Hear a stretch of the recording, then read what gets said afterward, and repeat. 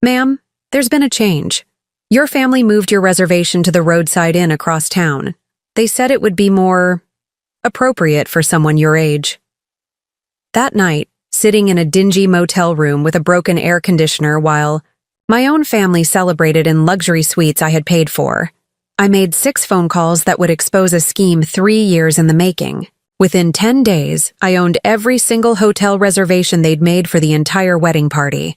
My daughter and son-in-law were facing fraud charges, and the family who thought a roadside motel was good enough for their 70-year-old matriarch learned why you should never underestimate someone who built a multi-million-dollar catering empire from nothing. Before we dive into this story, I need you to hit that like button and tell me in the comments, have you ever been dismissed or underestimated because of your age, only to prove them spectacularly wrong? Share your story below, because today you're going to learn that sometimes the people who think they can discard you like yesterday's trash are about to discover they just made the most expensive mistake of their lives.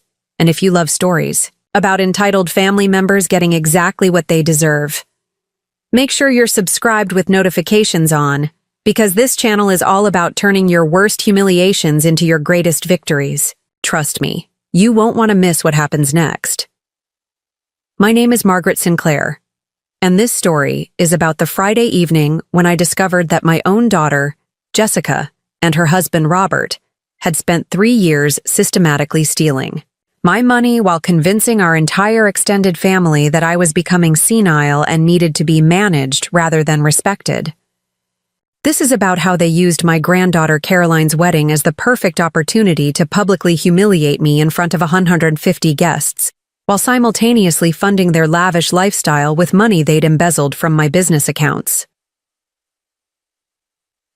What they didn't understand was that the woman they'd relegated to a roadside motel had built Sinclair Catering from a single catering cart in 1975 into the premier event planning company in the Pacific Northwest, with annual revenues exceeding $8 million and a client list that included Fortune 500 companies, professional sports teams, and some of the most influential families in Oregon.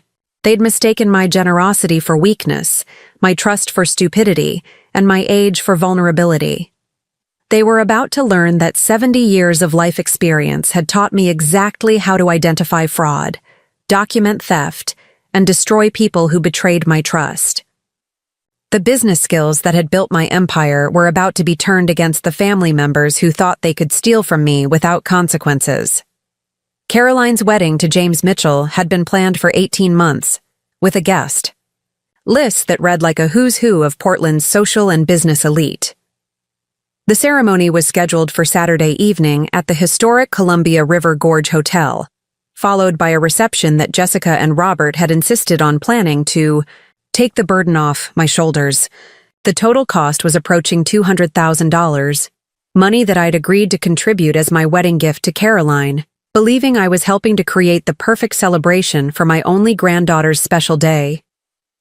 What I hadn't realized was that Jessica and Robert had been systematically inflating every expense, pocketing the difference, and using the wedding planning process as cover for their most ambitious theft yet. The floral arrangements I'd approved for $8,000 had actually cost $3,500. The photographer I'd supposedly hired for $5,000 was actually charging $2,800. The catering contract I'd signed for $45,000 was being fulfilled by my own company for $22,000. With Jessica and Robert keeping the $23,000 difference, but the hotel accommodations represented their most brazen theft. I'd authorized Jessica to book a block of rooms at the Four Seasons Portland for out-of-town guests, with presidential suites for immediate family members and standard luxury rooms for extended relatives and close friends. The total accommodation budget was $85,000 for the weekend. Money I'd transferred to Jessica's account 6 weeks before the wedding with explicit instructions about room assignments and guest comfort. What I discovered that Friday evening was that Jessica had actually booked the same accommodations for $31,000, had kept the $54,000 difference, and had planned to hide the theft by claiming that several guests had canceled at the last minute, requiring adjustments to the original arrangements. The roadside motel where I'd been relegated wasn't a last-minute accommodation change. It was a calculated humiliation designed to make me appear confused and unreliable in front of our most important family and social connections. The Four Seasons. Portland on Friday evening had been buzzing with the kind of elegant energy that accompanies high-profile social events. The lobby was filled with beautifully dressed guests checking in for Caroline's wedding weekend, and I'd felt proud and excited to be hosting such a memorable celebration for my granddaughter's special day. I'd approached the front desk with my confirmation email and credit card, expecting to be escorted to the suite Jessica had described as perfect for the mother of the bride. Instead, I'd been met with the kind of confused, slightly embarrassed expression that hotel staff wear when they're about to deliver bad news to a guest who clearly doesn't understand their situation. Mrs. Sinclair, the desk clerk had said, consulting his computer screen with obvious discomfort, "I'm showing that your reservation was modified this afternoon. Your daughter called to explain that there had been a change in your accommodation needs." The modification, he'd explained, had moved me from a luxury suite at the Four Seasons to a standard room at the Roadside Inn, a budget motel 15 miles, away in a part of town where most guests were long-haul truckers, traveling salespeople, and people whose credit cards had been declined at better establishments. Jessica had apparently told the hotel staff that I'd specifically requested simpler accommodations because the Four Seasons was too overwhelming for someone my age. "She seemed very concerned about your comfort level," the clerk had continued, his tone suggesting he believed he was being helpful. "She mentioned that you'd been having some difficulties with confusion lately, and that a quieter environment would be better for your mental state." Mental state. My own daughter had told the staff at Portland's most prestigious hotel that I was suffering from cognitive decline and needed to be treated like an invalid who couldn't handle sophisticated accommodations. In front of guests who knew me as a successful business owner, Jessica had positioned me as a woman whose family needed to make decisions for her because she was no longer competent to manage her own affairs. The drive to the Roadside Inn had been one of the most humiliating experiences of my 70 years of life. The contrast between the Four Seasons' elegant lobby and the motel's cracked parking lot filled with aging vehicles had been stark enough. But walking into the lobby and being greeted by the smell of stale cigarettes and industrial disinfectant had felt like being transported to a different universe entirely. The room itself had been clean but depressing.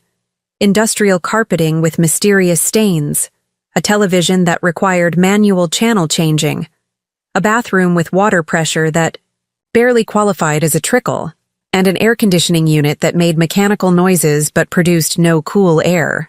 The view from my window was the motel's dumpster and a gas station, where people were conducting transactions that I preferred not to examine too closely. But the most devastating aspect of the situation hadn't been the physical discomfort. It had been the realization that while I was sitting in this roadside motel, my family was enjoying luxury accommodations that I had paid for, celebrating an event that I had funded, with people who believed I was too mentally incompetent to participate in normal family functions. Sitting on the motel room's uncomfortable bed, listening to the air conditioner's mechanical death rattle, I'd made the decision that would change everything. Instead of accepting this humiliation as an unfortunate misunderstanding, I was going to find out exactly what Jessica and Robert had been doing with my money and why they'd felt comfortable treating me like an inconvenience to be hidden away. The first phone call had been to my business manager, Patricia Wong, who'd been handling Sinclair Catering's financial operations for the past 12 years. Patricia was one of the most detail-oriented people I'd ever worked with, and she had access to all my business and personal accounts through our management agreement. "Margaret?"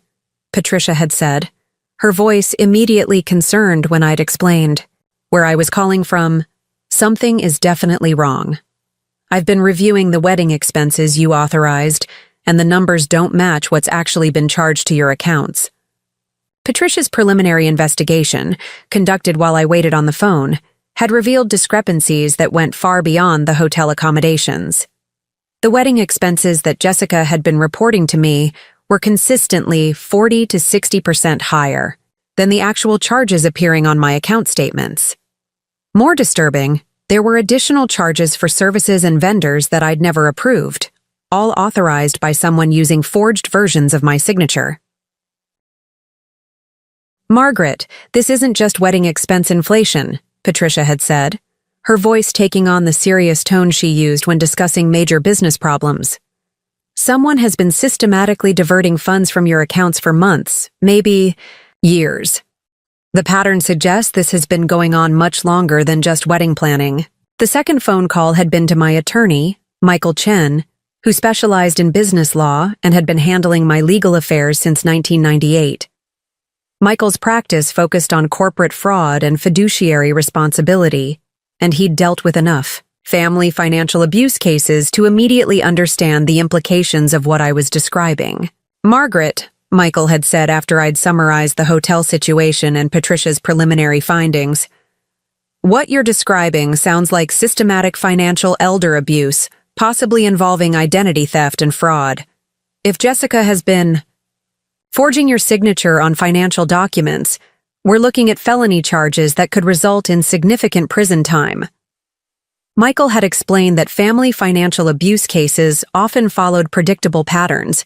Trusted relatives would gradually increase their access to elderly family members' finances, then begin redirecting funds for personal use while creating narratives about the victim's declining mental capacity to justify taking control of their assets. "The hotel incident isn't just cruel, it's strategic," Michael had continued. "By publicly positioning you as someone who needs family management of basic decisions, Jessica is creating a paper trail that could be used to support claims of your incompetence if you ever tried to challenge their financial control." The third phone call had been to my accountant, David Kim, who maintained detailed records of all my business and personal financial activities. David's analysis had been even more alarming than Patricia's initial findings. According to his records, Jessica had been accessing my accounts using what appeared to be legitimate authorization documents, but the signatures on these documents were sophisticated forgeries that had been created over an extended period. "Mrs. Sinclair," David had said, "I've identified at least 47 unauthorized transactions over the past 3 years, totaling approximately $340,000. The pattern suggests someone with detailed knowledge of your financial habits and account structures. This isn't random theft. It's systematic embezzlement by someone with intimate access to your personal information." The unauthorized transactions had included everything from luxury vacation charges to private school tuition payments for Caroline, credit card payments for Jessica and Robert's personal expenses, and even mortgage payments on a vacation property they'd purchased without my knowledge. All of these expenses had been cleverly disguised as legitimate business or family expenses, with forged authorization documents that would have been difficult to detect without detailed forensic analysis. The fourth phone call had been to Caroline herself, and this conversation had revealed the most heartbreaking aspect of Jessica and Robert's betrayal. Caroline had been told that I was developing early-stage dementia, that my behavior had become increasingly erratic and concerning, and that the family had been working together to protect me from making decisions that might be harmful to my health and financial security. "Grandma Maggie," Caroline had said, her voice filled with the kind of patient concern people use when speaking to someone they believe is mentally impaired. "Mom told me about your confusion episodes. We all just want to make sure you're safe and comfortable. The motel arrangement is just temporary until we can figure out better long-term care options for you." Care options. My own granddaughter believed that I needed to be placed in some kind of supervised living arrangement because I was no longer capable of managing my own affairs. Jessica and Robert had spent months convincing our entire family that I was becoming a danger to myself, using fabricated stories about forgotten appointments, confused conversations, and financial mistakes that had actually been their own theft disguised as my incompetence. "Caroline," I'd said, keeping my voice calm and clear, "I need you to understand something very important. I am not suffering from dementia or any other cognitive impairment. I am 70 years old, not mentally incapacitated. The confusion and financial problems your mother has described are not symptoms of my declining health. They are evidence of fraud that your parents have been committing against me. The silence that had followed this statement had been profound. Caroline had clearly never considered the possibility that her parents might be lying about my mental state, and the suggestion that they might be stealing from me had been so far outside her understanding of family dynamics that she'd struggled to process what I was telling her. "But Grandma," Caroline had finally said, "Mom showed me the medical reports about your memory problems. Dr. Harrison said you were showing signs of early cognitive decline that could progress to more serious dementia symptoms." Dr. Harrison. Jessica had apparently forged medical documents as well, creating fictional diagnoses that would support her narrative about my declining mental capacity. The sophistication of this deception had been staggering. Not only had Jessica been stealing my money, but she'd been creating an elaborate medical and legal framework that would justify her control over my assets and decision-making.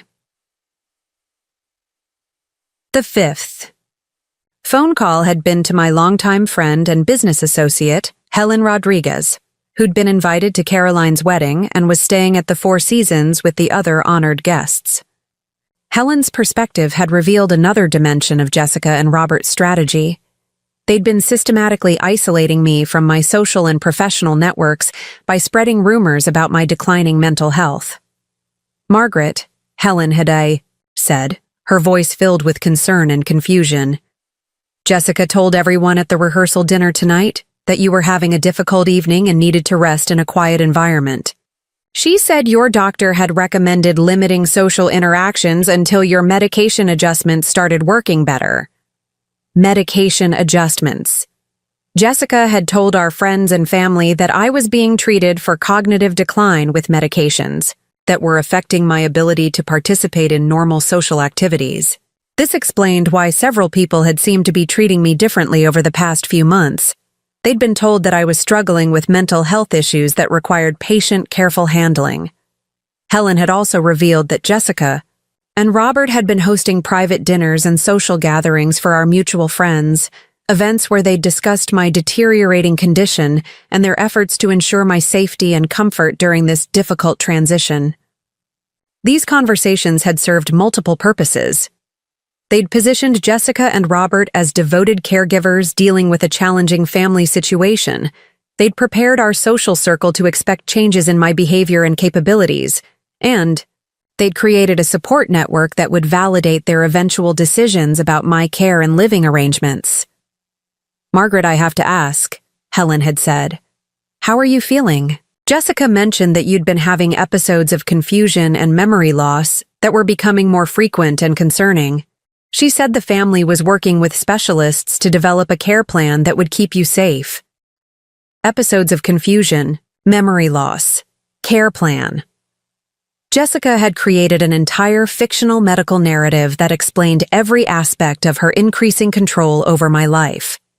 Any resistance I might offer to their financial management would be dismissed as evidence of my cognitive decline.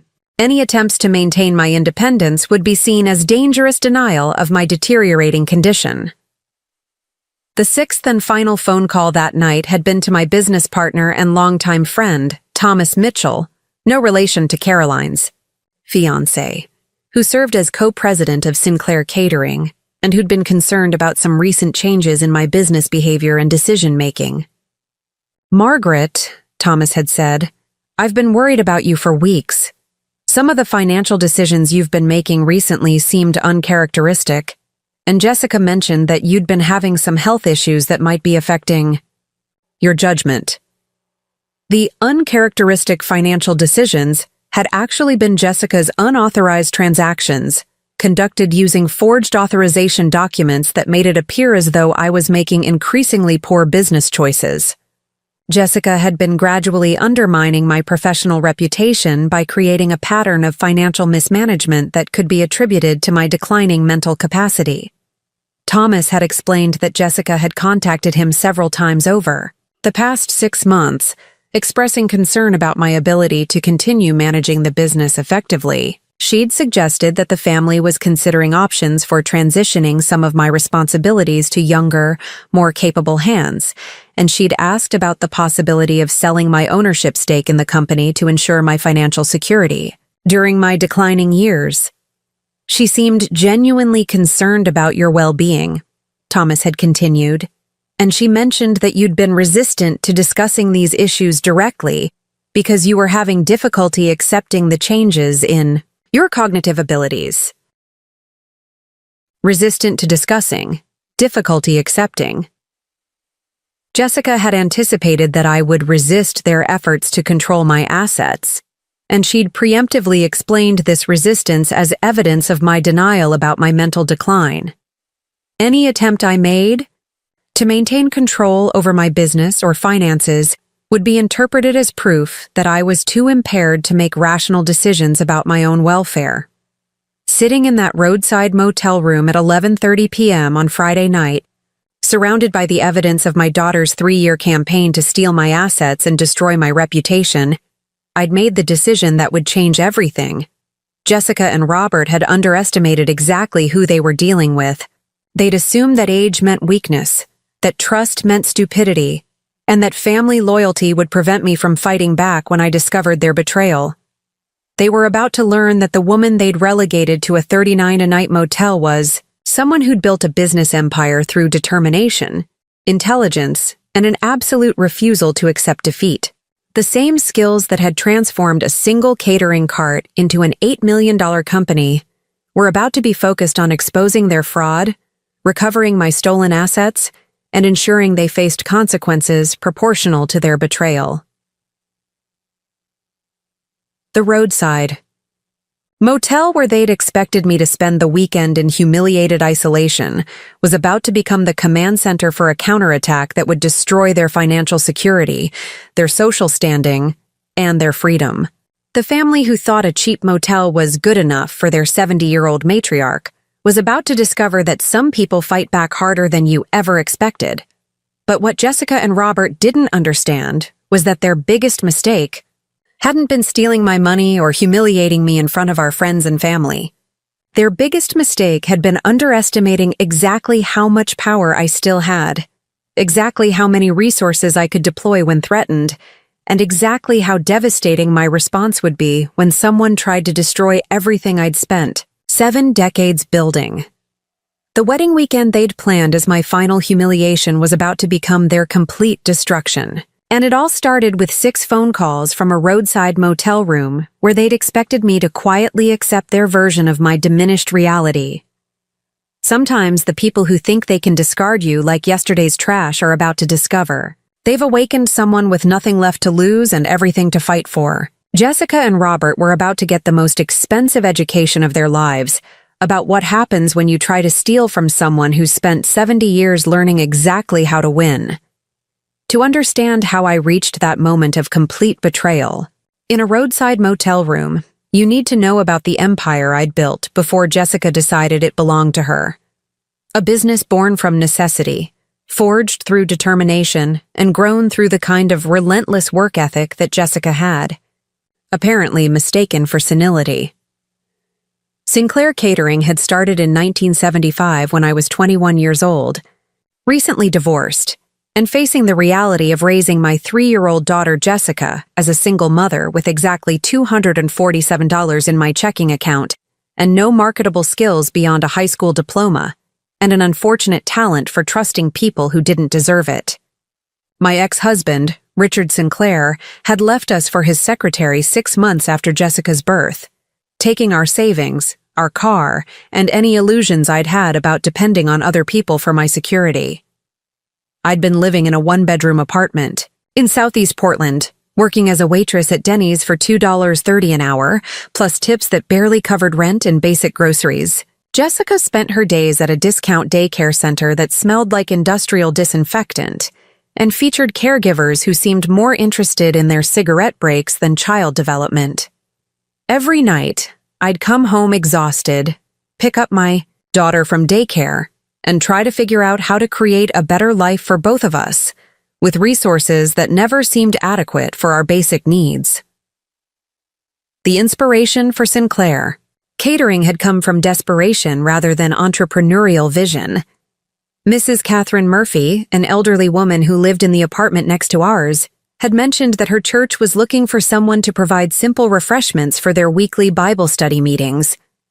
They couldn't afford professional catering, but they were willing to pay $35 per week for coffee, sandwiches, and homemade cookies for 25 people.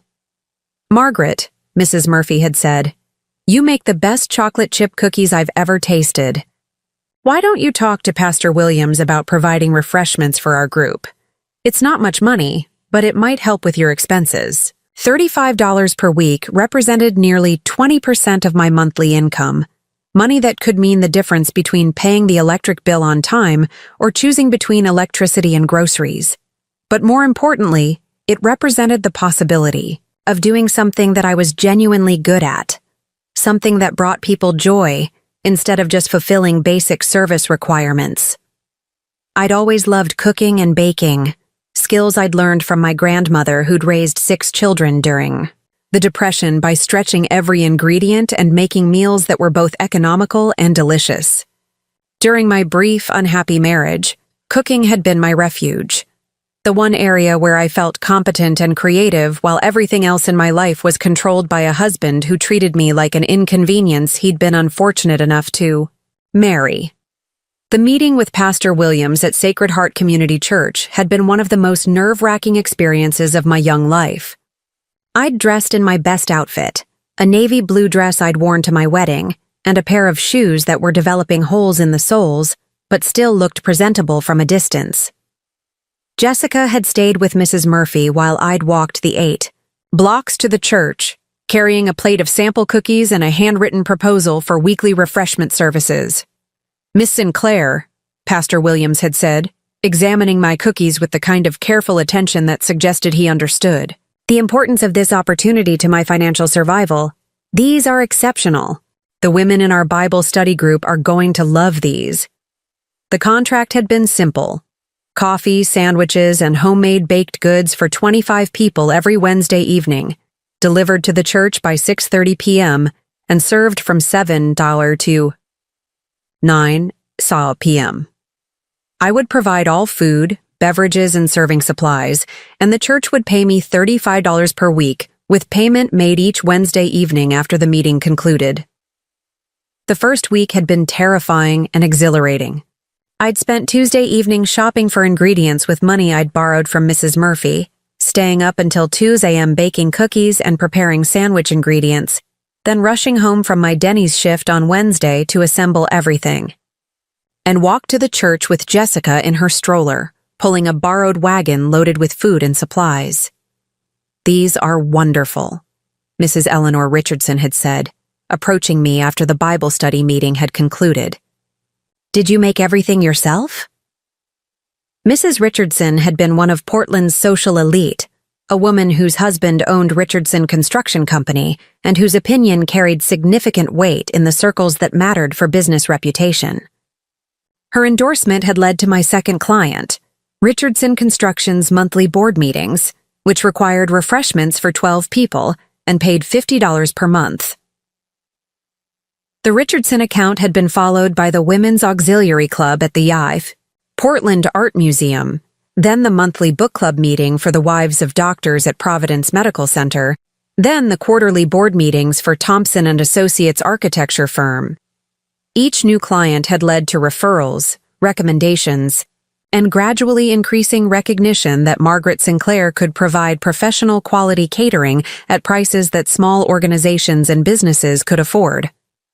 By the end of 1975, I'd been serving 8 regular clients and earning approximately $400 per month from catering, enough to quit my job at Denny's and focus entirely on building my business. Jessica had been enrolled in a better daycare center. We'd moved to a 2-bedroom apartment in a safer neighborhood, and for the first time since my divorce, I'd felt like I was building something meaningful rather than just surviving from paycheck to paycheck. The early years of Sinclair Catering had been characterized by constant learning, occasional disasters, and the gradual development of systems and skills that would eventually form the foundation of a sophisticated operation. I'd had no formal training in food service, business management, or customer relations. Everything I'd learned had come through experience, mistakes, and determination to provide service that exceeded my clients' expectations. The first major disaster had occurred during my 4th month of operation, when I'd accepted a contract to cater a retirement party for 50 people at First National Bank of Oregon. The event had required more food than I'd ever prepared, more complex logistics than I'd ever managed, and more professional presentation than my usual church basement and conference room venues had demanded. Everything that could go wrong had gone wrong. The borrowed van I'd used for transportation had broken down 3 blocks from the bank, forcing me to carry food containers on foot, while Jessica, now 4 years old, had helped by pulling our wagon loaded with supplies. The main dish, chicken salad sandwiches, had been over-seasoned to the point of being nearly inedible. The coffee had been weak and lukewarm because I'd underestimated the time required to brew large quantities. And the chocolate cake I'd planned, as the centerpiece dessert had collapsed during transport, leaving me with what looked like chocolate pudding served in cake pan fragments. "Miss Sinclair," the bank manager had said, his tone suggesting he was trying to be kind while delivering devastating criticism. "I think you might want to consider whether catering is really the right business for you. This level of service isn't what we expected." That night, sitting in our apartment with Jessica asleep in her bed and a $200 catering bill that I wouldn't be paid because the service had been unacceptable, I'd faced the choice that would define the rest of my life. I could accept that I wasn't capable of building a successful catering business, return to restaurant work or another service job, and abandon my dreams of independence and financial security. Or I could learn from my mistakes, develop better systems, and prove that I was capable of providing the professional service that clients expected. I'd chosen to fight. The next day, I'd visited every successful catering company in Portland, observing their operations, asking questions, and learning about equipment, logistics, and presentation standards that I'd never considered. I'd enrolled in a food safety certification course, a small business management workshop, and a professional cooking class that taught techniques for preparing large quantities of food efficiently and consistently. More importantly, I'd developed relationships with other women who were building service businesses, creating an informal network of mutual support and shared expertise that had provided both practical advice and emotional encouragement during the most challenging periods of business development. The transformation of Sinclair Catering from a struggling one-woman operation to a legitimate business had begun in 1977, when I'd received a call that would change everything. Helen Rodriguez, who managed events for the Portland Chamber of Commerce, had been recommended to me by Mrs. Richardson, and she'd been looking for a caterer who could provide elegant lunch service for the Chamber's monthly executive meetings. "Miss Sinclair," Helen had said, "Mrs. Richardson speaks very highly of your work, and we're looking for someone who can provide consistently excellent service for some of our most important business events. Are you interested in discussing a contract for monthly catering services?" The Chamber of Commerce contract had been worth $300 per month, but more importantly, it had provided exposure to Portland's business leadership and had established my reputation among people who had the authority to hire catering services for major corporate events. The executives who attended those monthly meetings had included bank presidents, real estate developers, manufacturing company owners, and professional service firm partners. Exactly the kind of decision-makers who could provide the referrals that would transform my small operation into a major business. The first chamber luncheon had been a complete success. I'd prepared herb-crusted salmon with lemon dill sauce, wild rice pilaf, seasonal vegetables, fresh rolls, and a selection of desserts that had prompted spontaneous applause from the attendees.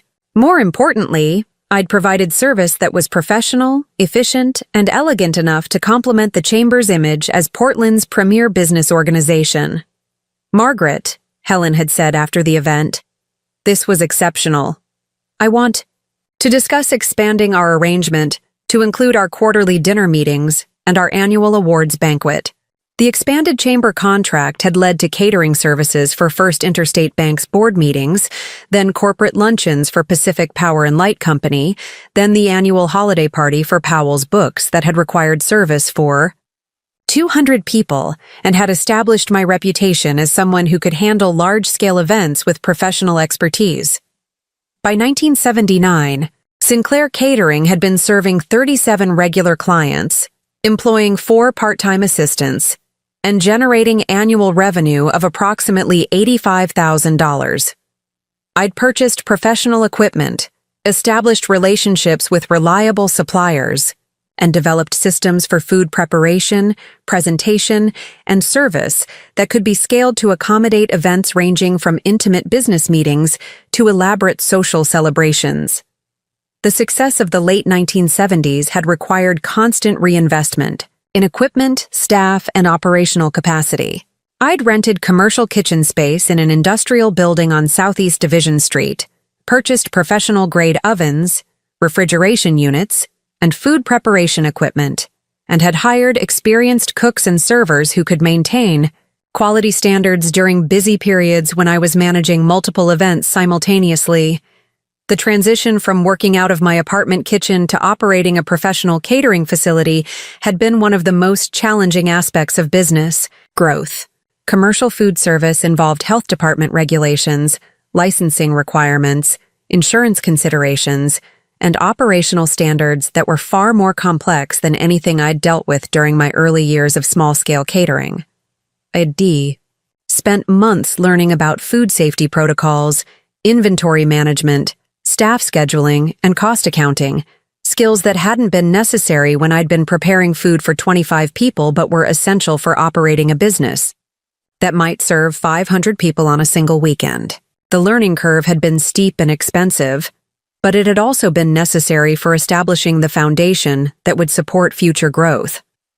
The staff I'd hired during this period had included Maria Santos, an experienced cook who'd worked in restaurant kitchens for 15 years, and who'd taught me advanced food preparation techniques that had improved both quality and efficiency. Patricia Wong had joined as my bookkeeper and administrative assistant, bringing accounting skills and organizational abilities that had allowed me to focus on client relations and business development rather than getting overwhelmed by paperwork and financial management. Thomas Mitchell had been hired as an event coordinator in 1981, bringing experience from his previous work with hotel catering operations and providing the expertise needed to manage complex events that required coordination between multiple vendors, venues, and client requirements. Thomas had quickly proven himself to be not just an employee, but a strategic partner who understood both the operational and business development aspects of growing a catering company. The event that had transformed Sinclair Catering from a successful local business to a major player in the Pacific Northwest catering industry had been the 1982 Portland International Film Festival's opening night gala. The festival organizers had been looking for a caterer who could provide elegant dinner service for 400 guests, including film industry executives, local political leaders, and major donors who expected service that would reflect the event's importance and sophistication. "Margaret," the festival director had said during our initial meeting, "we need someone who can provide world-class service for people who are accustomed to the best restaurants and hotels in major cities. This event will be covered by regional media, and the catering needs to be impressive enough to enhance Portland's reputation as a cultural destination." The contract had been worth $25,000, more than I'd ever earned from a single event, but it had also required a level of menu sophistication, presentation elegance, and service coordination that had pushed every aspect of my operation to its limits.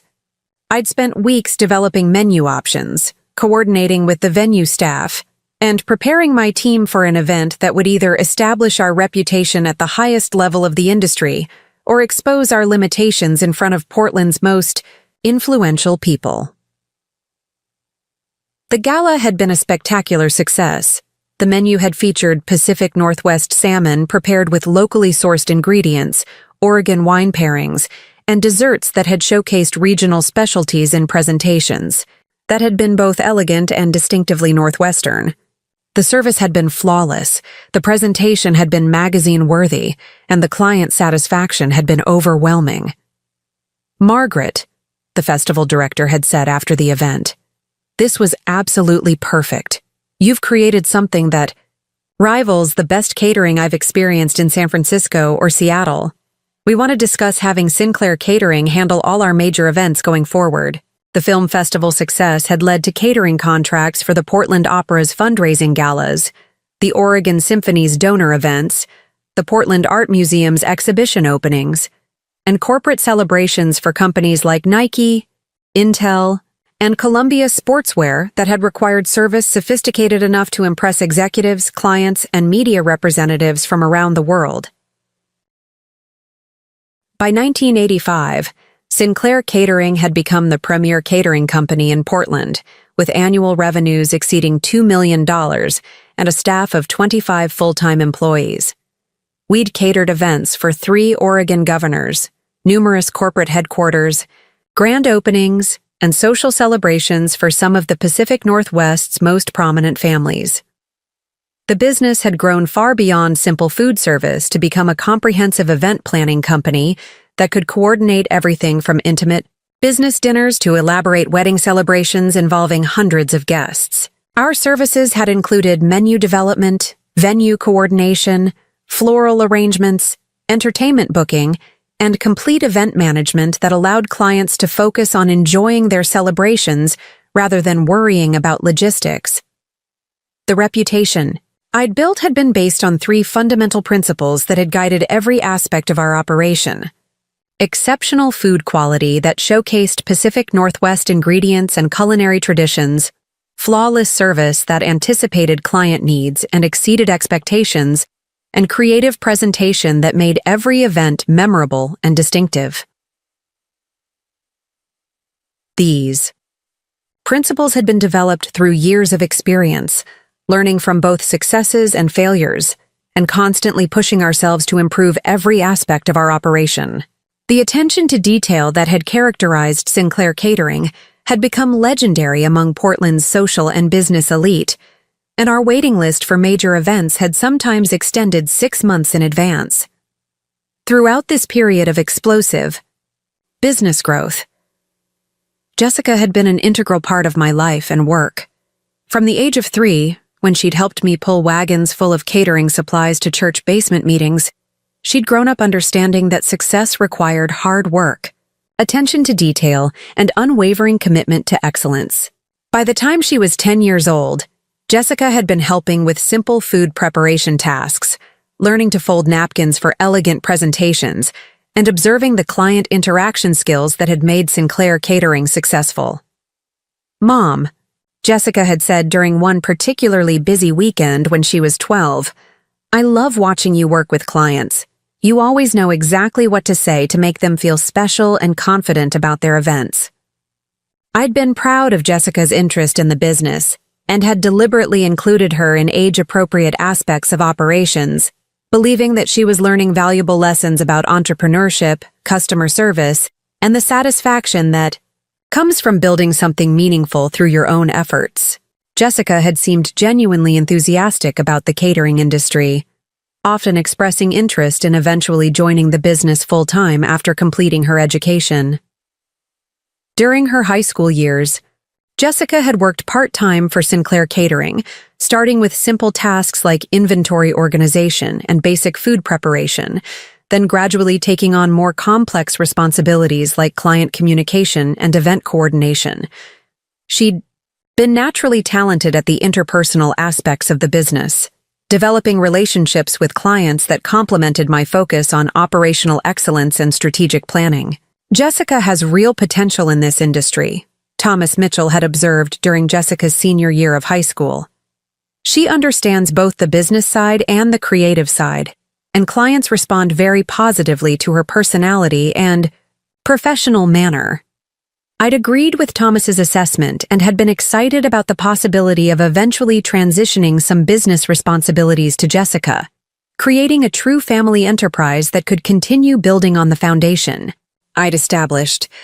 The prospect of working alongside my daughter had seemed like the perfect culmination of everything I'd worked to achieve: professional success, financial security, and the opportunity to share my knowledge and experience with someone I loved.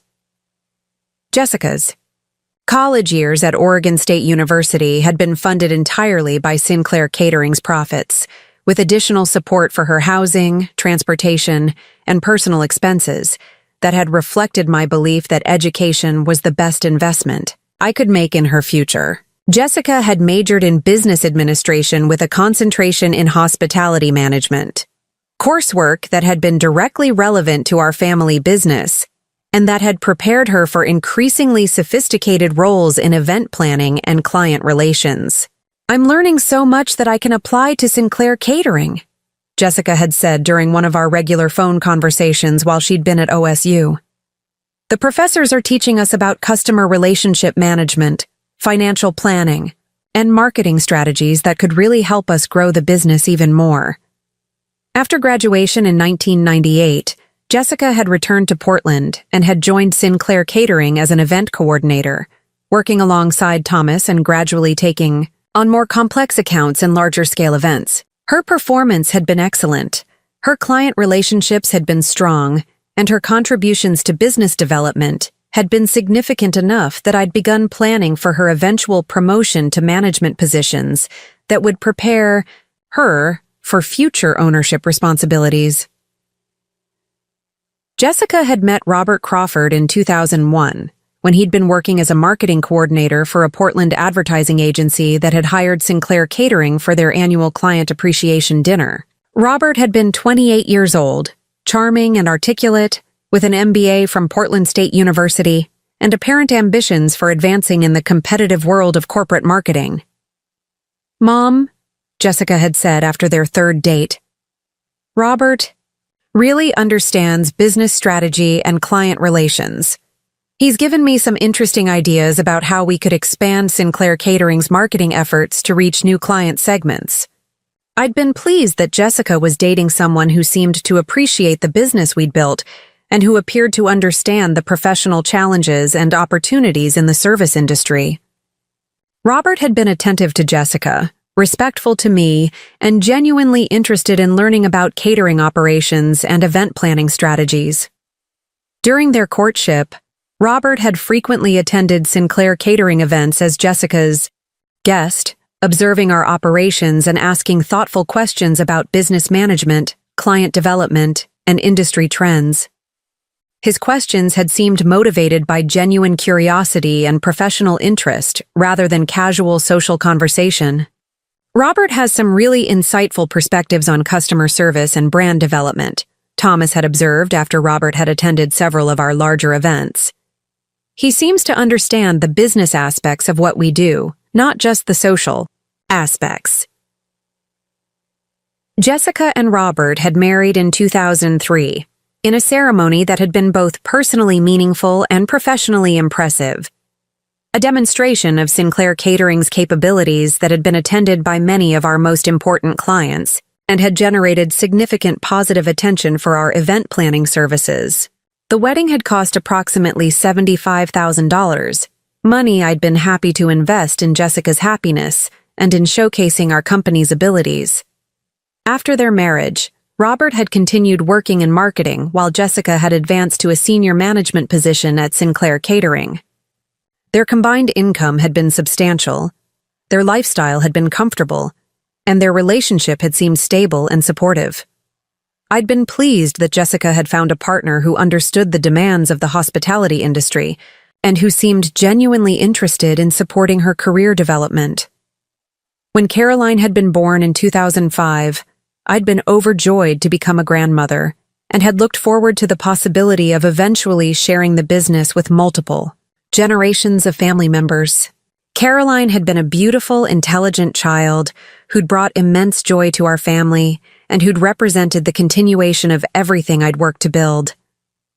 The changes in Jessica and Robert's behavior had been so gradual that I hadn't initially recognized them as warning signs of future betrayal. Beginning around 2010, they'd started asking more detailed questions about Sinclair Catering's financial operations, client contracts, and business valuation, questions that had seemed motivated by legitimate interest in understanding the family business rather than planning to exploit it.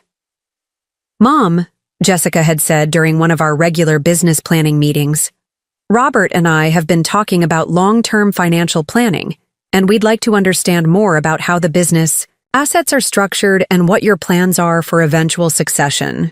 The questions had seemed reasonable and responsible, exactly the kind of forward-thinking discussion that successful family businesses needed to have about continuity planning and asset management.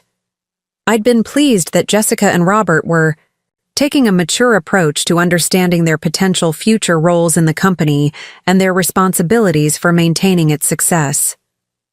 Over the following months, Jessica had gradually requested access to more detailed financial information, business contracts, and operational data, explaining that she wanted to understand every aspect of the company in preparation for taking on greater management responsibilities.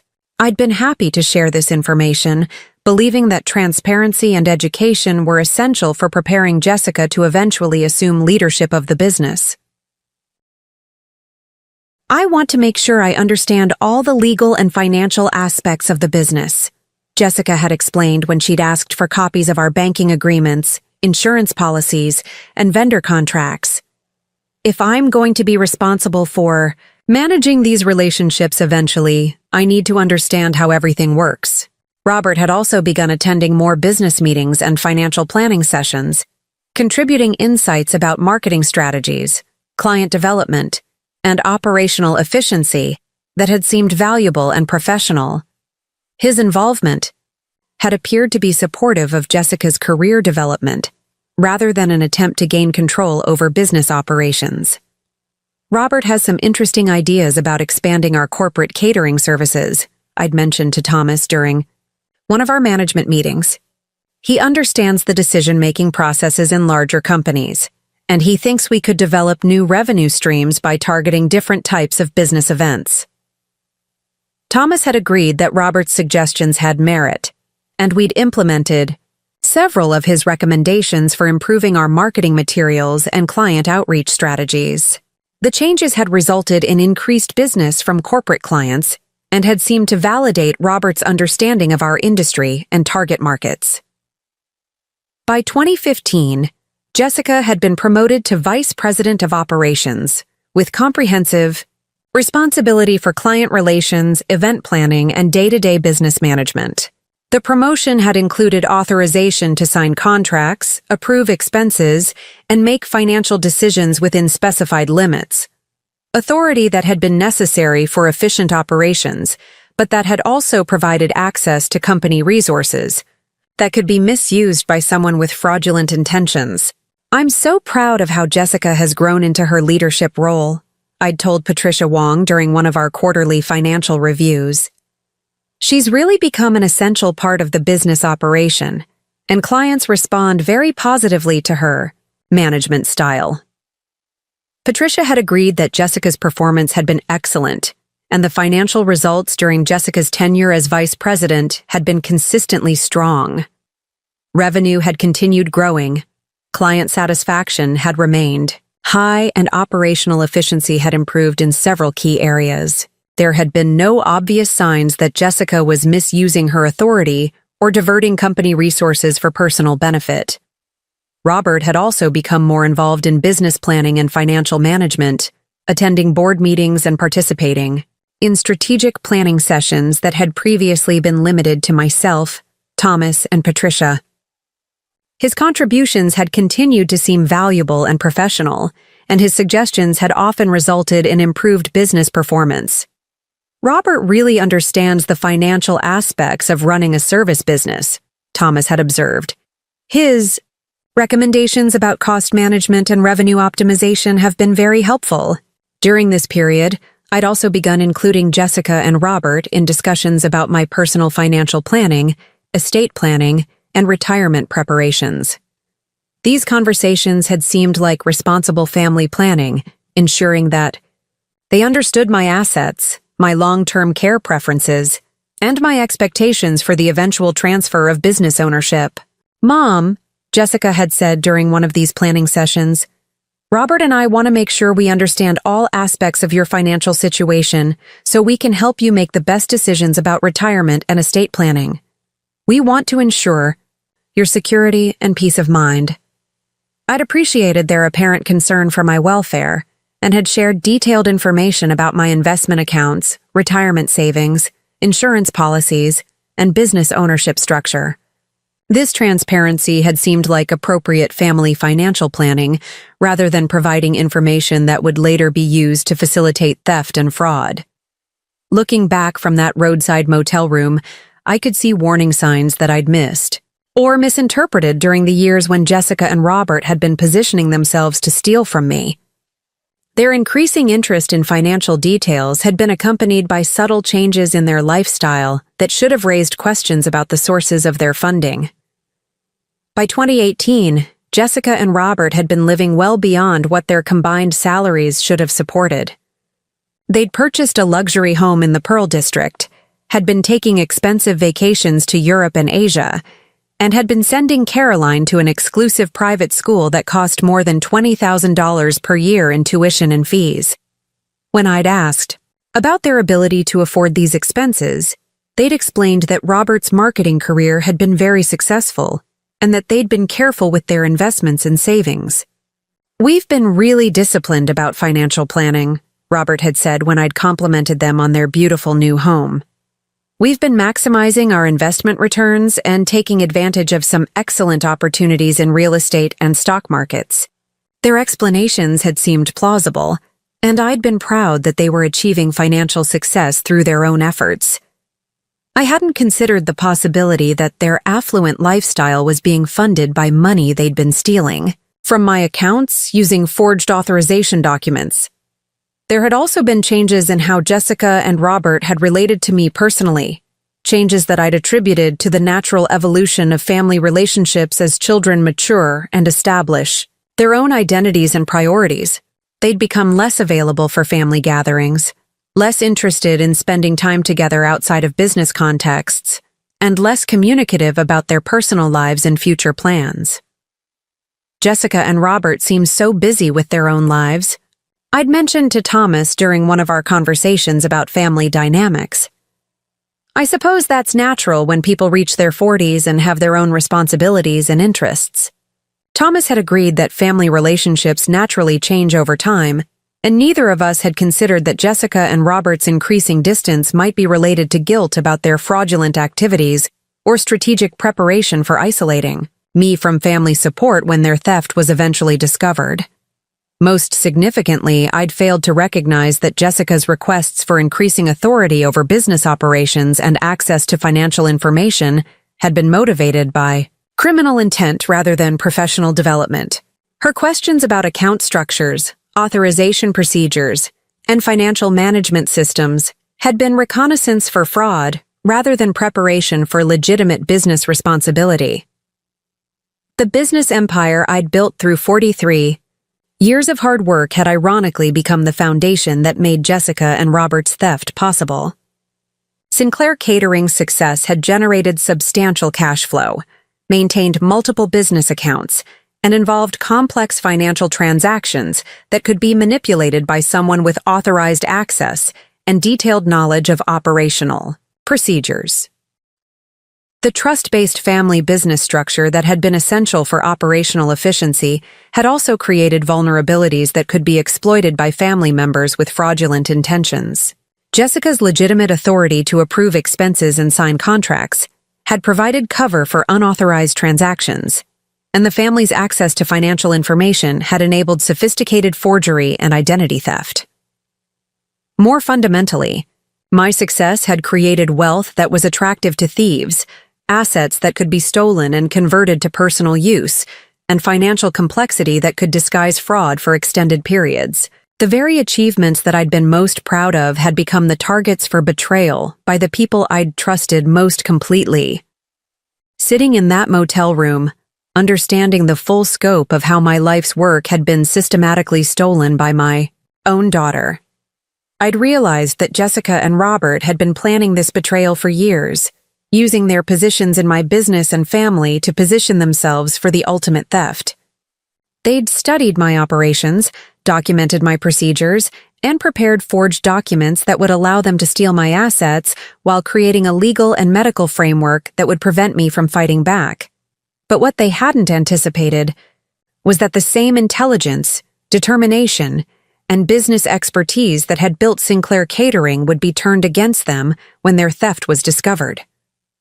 The woman they'd underestimated as a confused elderly victim was actually someone with the resources, connections, and strategic thinking ability to destroy their lives completely. The foundation they'd tried to steal was about to become the platform for their complete destruction.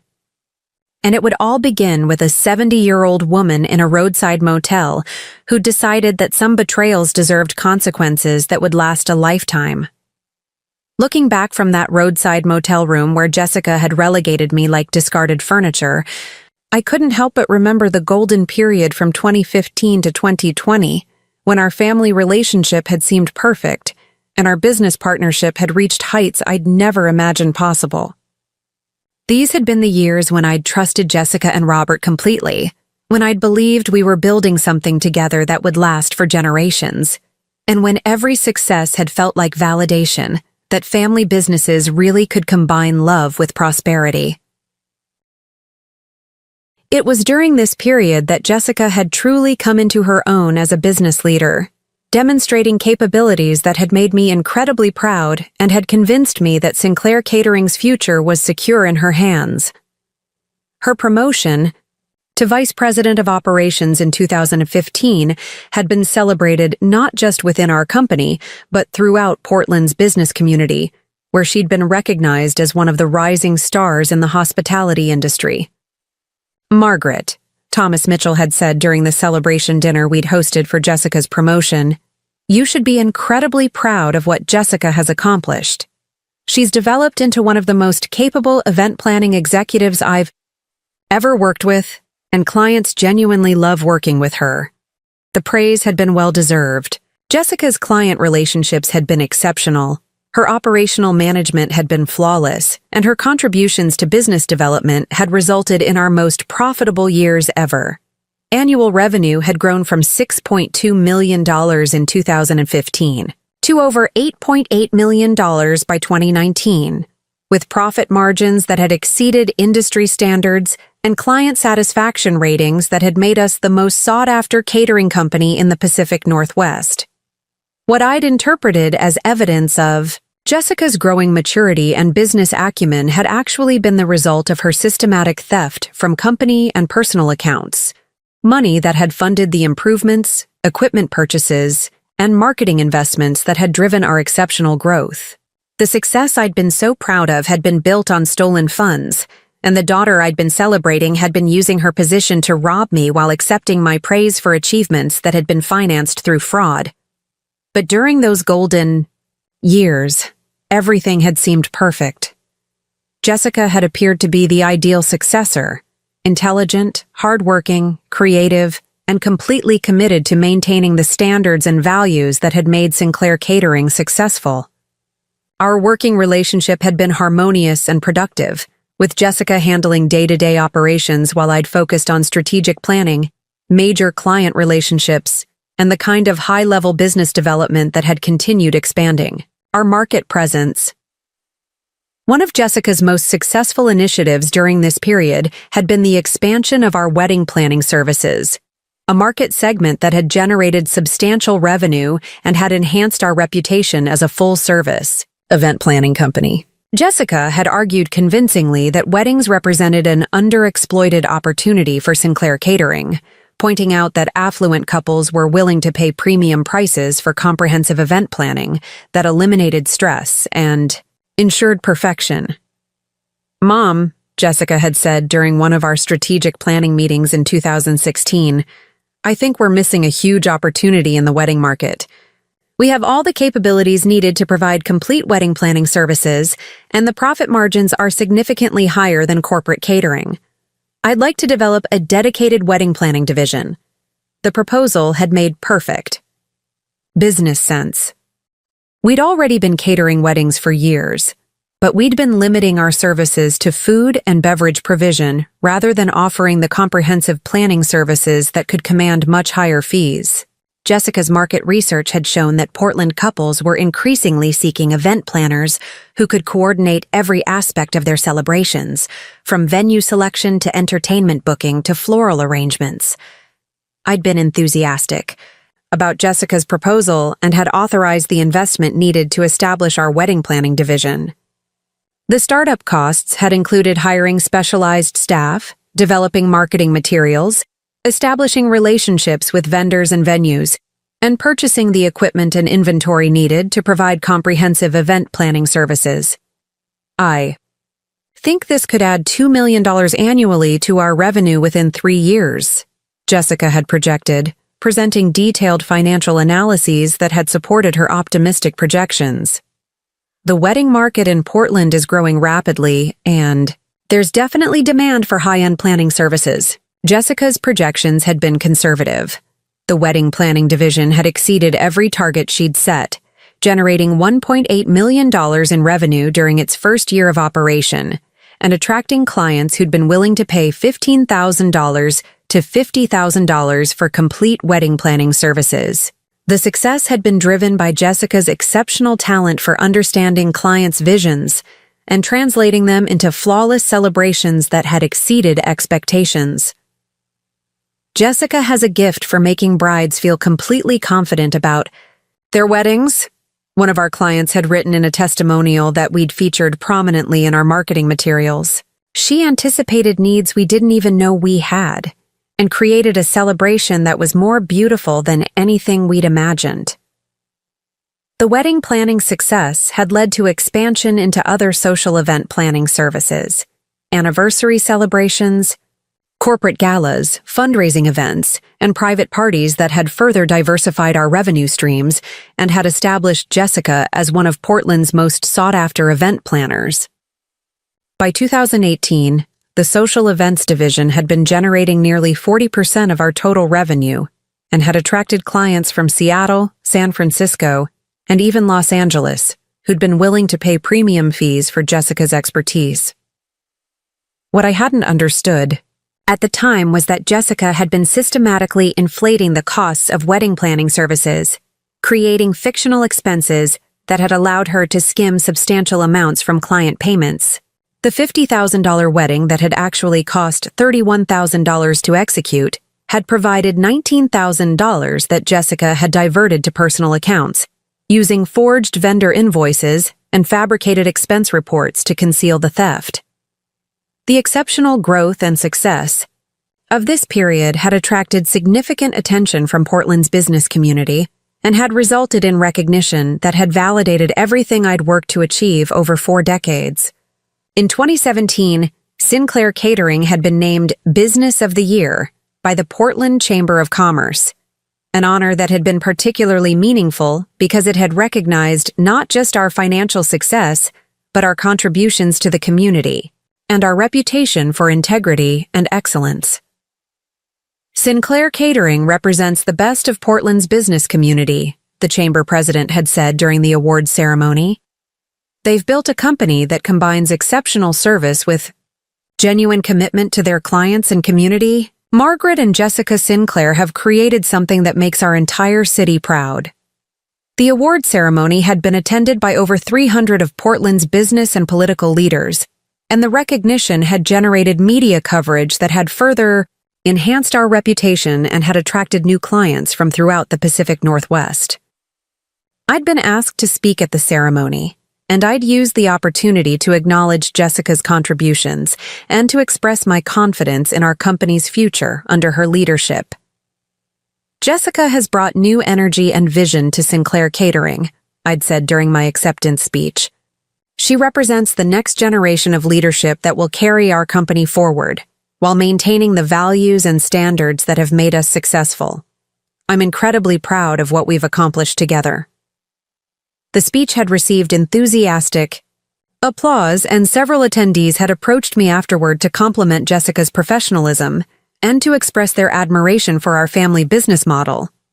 The evening had felt like the pinnacle of everything I'd worked to achieve: professional recognition, family harmony, and confidence in a secure future for the company I'd built. Jessica had also received individual recognition during this period, being named to Portland Business Journal's 40 Under 40 list in 2018 and receiving the Rising Star Award from the Pacific Northwest Event Planning Association in 2019. These honors had been based on her contributions to business growth, her innovation in event planning services, and her leadership in industry professional development activities. Jessica Sinclair represents the future of the event planning industry, the Business Journal profile had stated.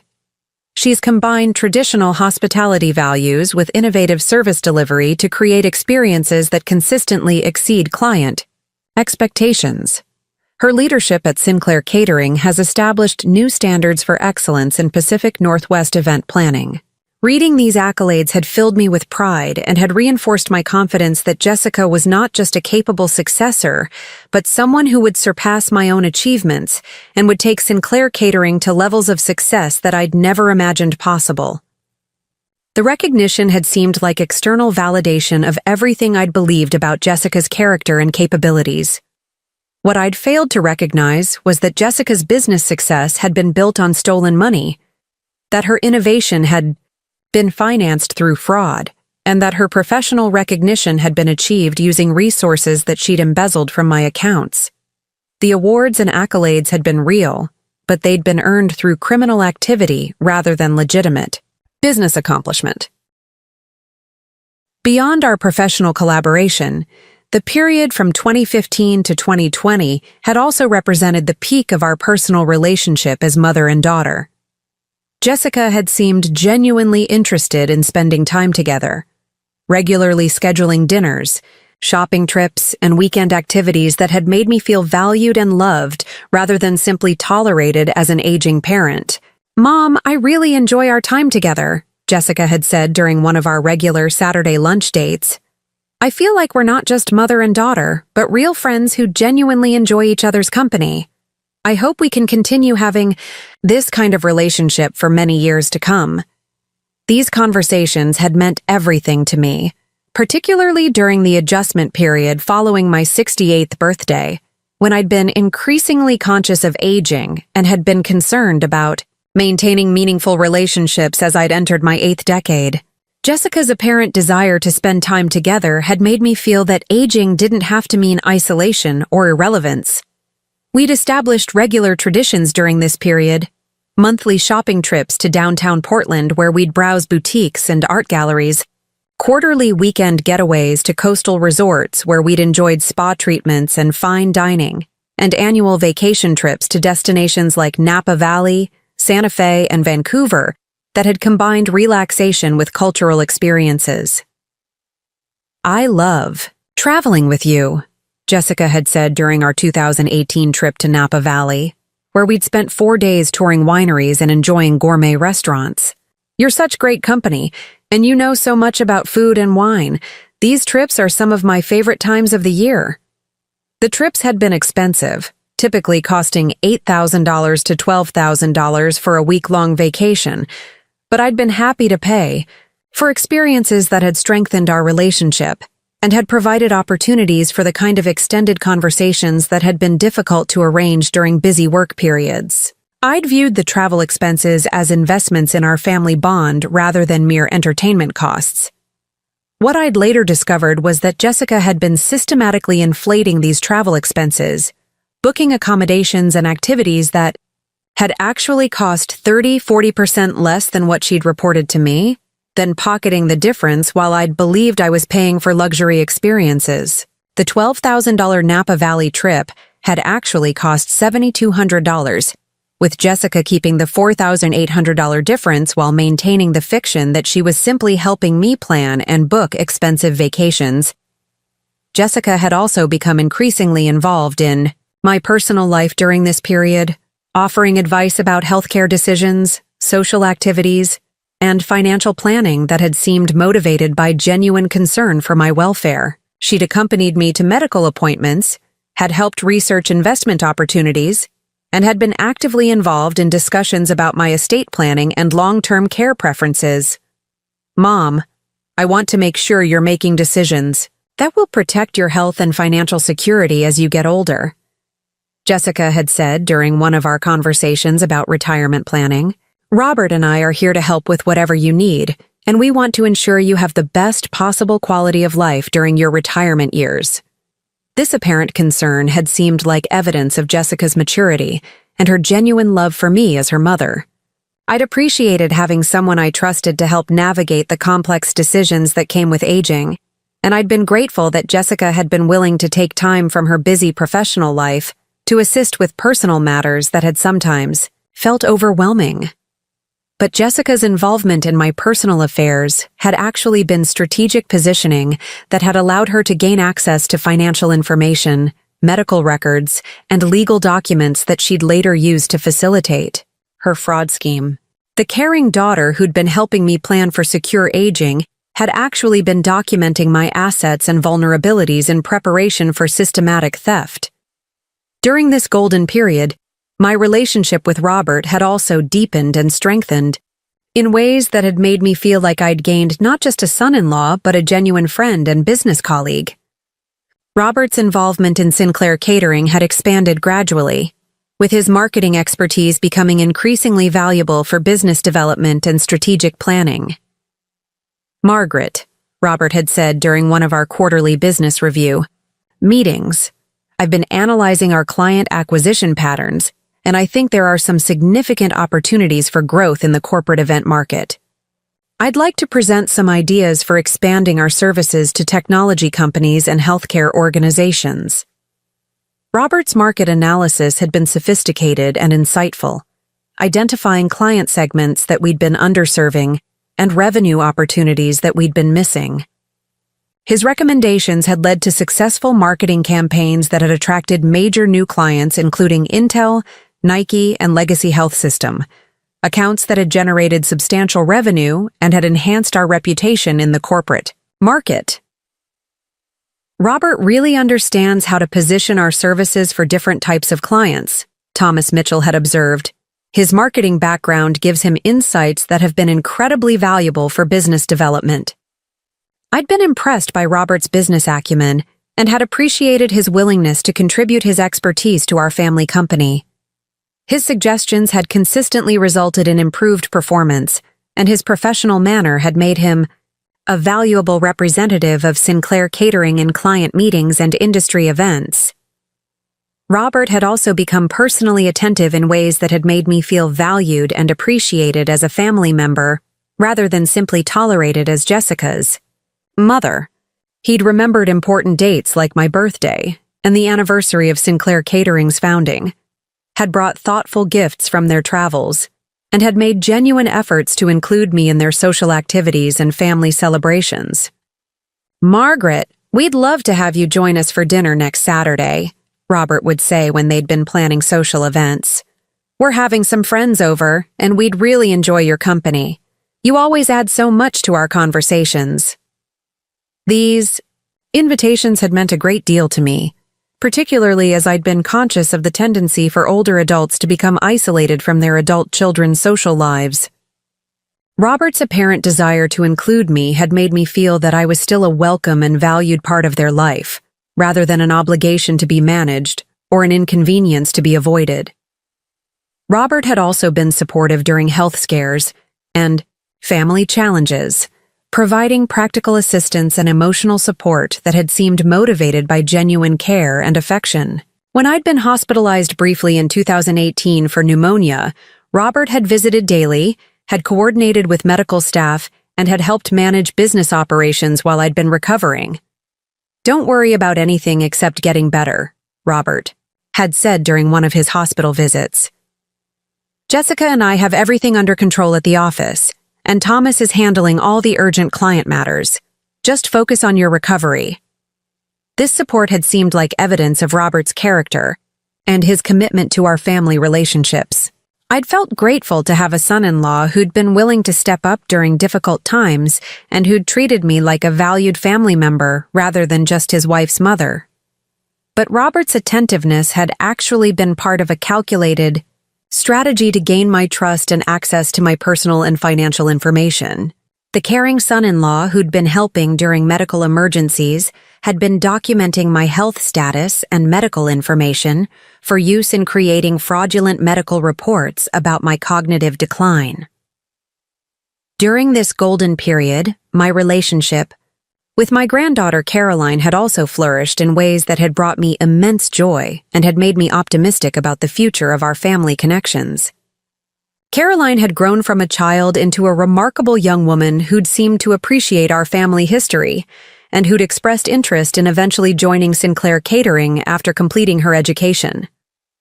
"Grandma Maggie," Caroline had said, during one of our regular weekend visits, "I love hearing stories about how you built the business. It's so inspiring to know that you created something so successful starting from nothing. I hope I can be as strong and determined as you are."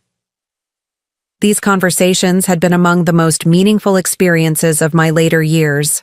Opportunities to share my life experiences with someone who'd seemed genuinely interested in learning from my successes and failures. Caroline had been an engaged listener who'd asked thoughtful questions about business strategy, career development, and life lessons that had made me feel that my experiences had value and relevance for the next generation. Caroline had also been academically successful and personally responsible in ways that had made me proud and confident about her future prospects. She'd maintained a 3.8 GPA at her exclusive private school, had been active in student government and community service activities, and had demonstrated the kind of character and work ethic that suggested she would be successful in whatever career path she'd chosen. "Caroline is really developing into an exceptional young woman," I told Jessica during one of our conversations about family dynamics. "She's intelligent, responsible, and thoughtful. You and Robert should be very proud of what you've accomplished as parents." Jessica had agreed with my assessment, and we'd often discussed our hopes for Caroline's future and our excitement about the possibility of her eventually joining our family business. The prospect of 3 generations working together had seemed like the perfect culmination of everything I'd worked to achieve. I'd been actively involved in Caroline's education during this period, paying for academic tutoring, enrichment activities, and educational travel that had been designed to prepare her for success in college and beyond. The investment had totaled approximately $150,000 over 5 years, money that I'd considered well spent on ensuring Caroline's educational opportunities. "Grandma, thank you so much for everything you do for my education," Caroline had written in a thank you note after I'd funded her participation in a summer study program in Europe. "I know how fortunate I am to have these opportunities, and I promise to work hard to make you proud of what I accomplish." Caroline's gratitude had seemed genuine, and her academic performance had justified my investment in her educational development.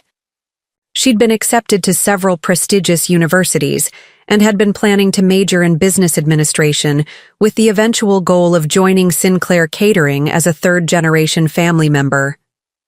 But what I'd later learned was that Caroline had been told throughout this period that I was developing cognitive decline and that my generous financial support was evidence of impaired judgment that required family intervention. Jessica and Robert had been using my investment in Caroline's education as proof of my supposed inability to make sound financial decisions. "Grandma Maggie has been making some concerning financial choices lately," Jessica had apparently told Caroline. "The expensive gifts and educational funding are symptoms of confusion about money management. We're worried that she's becoming vulnerable to making poor decisions that could affect her long-term security." Caroline's gratitude had been real, but she'd been told that my generosity was evidence of mental decline rather than affection and investment in her future. The caring grandmother who'd been supporting her education had been portrayed as a confused elderly woman whose spending patterns were becoming erratic and concerning. During this golden period, I'd also made substantial investments in expanding and modernizing Sinclair Catering's operations, investments that had been recommended by Jessica and Robert, and that had seemed strategically sound for ensuring our continued competitiveness and growth. The improvements had included renovating our commercial kitchen facilities, purchasing new equipment and vehicles, expanding our staff, and developing new service capabilities. Mom, Jessica had said during one of our planning meetings in 2017, I think we need to invest significantly in upgrading our facilities and equipment if we want to maintain our competitive advantage. The catering industry is evolving rapidly, and we need to stay ahead of the curve.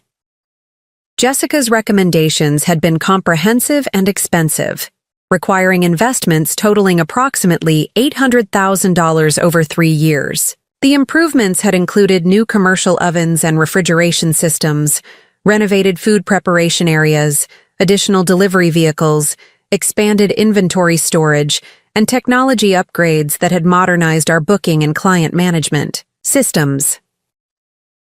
I'd authorized these investments based on Jessica's detailed business case presentations and her projections about increased capacity and improved efficiency. The improvements had indeed resulted in operational benefits that had supported our continued growth and had enhanced our ability to serve larger events and more demanding clients. The new equipment has really improved our capabilities, Thomas Mitchell had observed after the kitchen renovations had been completed. We can handle larger events more efficiently, and the food quality has improved because of the better preparation facilities. The investments had also been necessary for maintaining our reputation as Portland's premier catering company.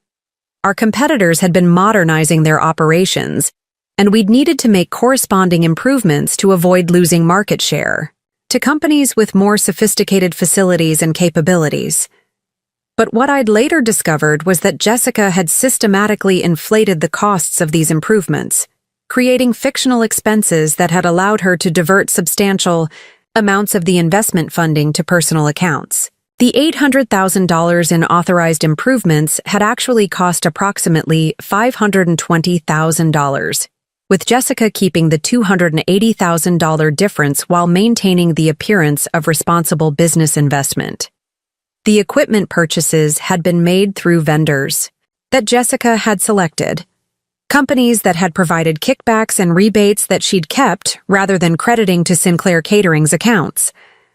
The renovation work had been performed by contractors who'd been instructed to inflate their invoices, with the excess payments being split between the contractors and Jessica. One of the most significant developments during this golden period had been my decision to include Jessica and Robert more extensively in my estate planning and financial management decisions. These discussions had seemed like responsible preparation for eventual succession and had reflected my confidence in their integrity and judgment.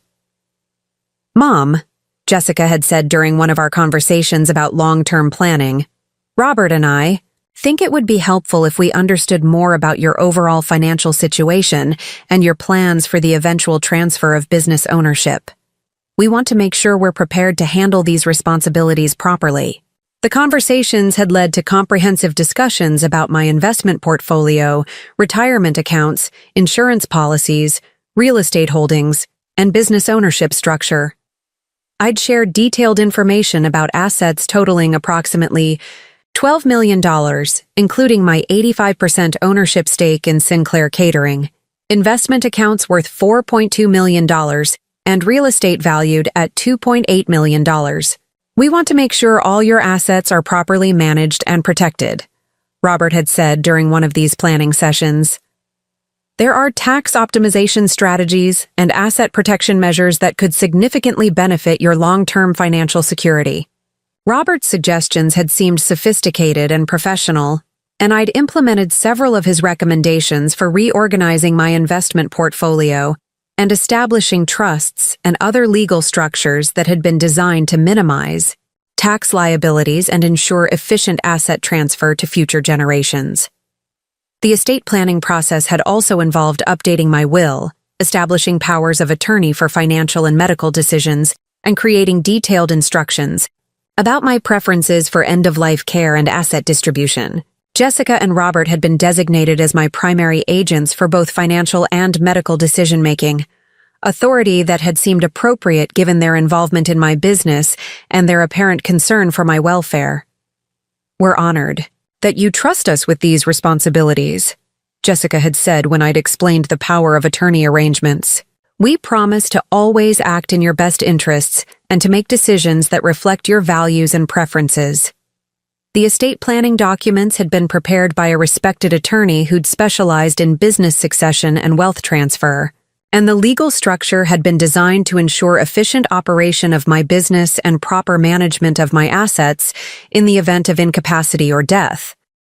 But what I'd failed to recognize was that these estate planning discussions had provided Jessica and Robert with comprehensive intelligence about my assets and had given them legal authority that they would later use to facilitate their theft.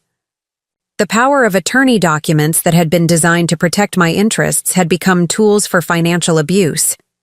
Throughout this golden period, I'd maintained complete financial transparency with Jessica and Robert, sharing information about my accounts, investments, and business operations that had seemed appropriate for family members who would eventually inherit significant assets and business responsibilities. I want you to understand every aspect of my financial situation. I'd told Jessica during one of our regular financial planning meetings. Transparency is essential for proper succession planning, and I don't want there to be any surprises or confusion about my assets or business operations. This transparency had included providing access to account statements, investment reports, business financial records, and tax documents that had given Jessica and Robert detailed knowledge about every aspect of my financial life. I'd believed that this information sharing was necessary for preparing them to eventually manage my assets and continue operating Sinclair Catering successfully. Jessica had been particularly interested in understanding the details of my investment, accounts and business cash flow, asking detailed questions about income sources, expense patterns, and asset management strategies that had seemed motivated by responsible preparation for future financial responsibilities. I want to make sure I understand how you've structured your investments and why you've made specific asset allocation decisions, Jessica had said. If I'm going to be responsible for managing these accounts eventually, I need to understand your investment philosophy and risk tolerance. Robert had also participated in these financial discussions, contributing insights about tax planning, investment diversification, and business valuation that had seemed valuable and professional. His background in marketing and business development had provided perspectives about asset management and wealth preservation that had enhanced our planning discussions. Robert really understands the financial aspects of business ownership, I'd mentioned to my financial advisor during one of our planning meetings.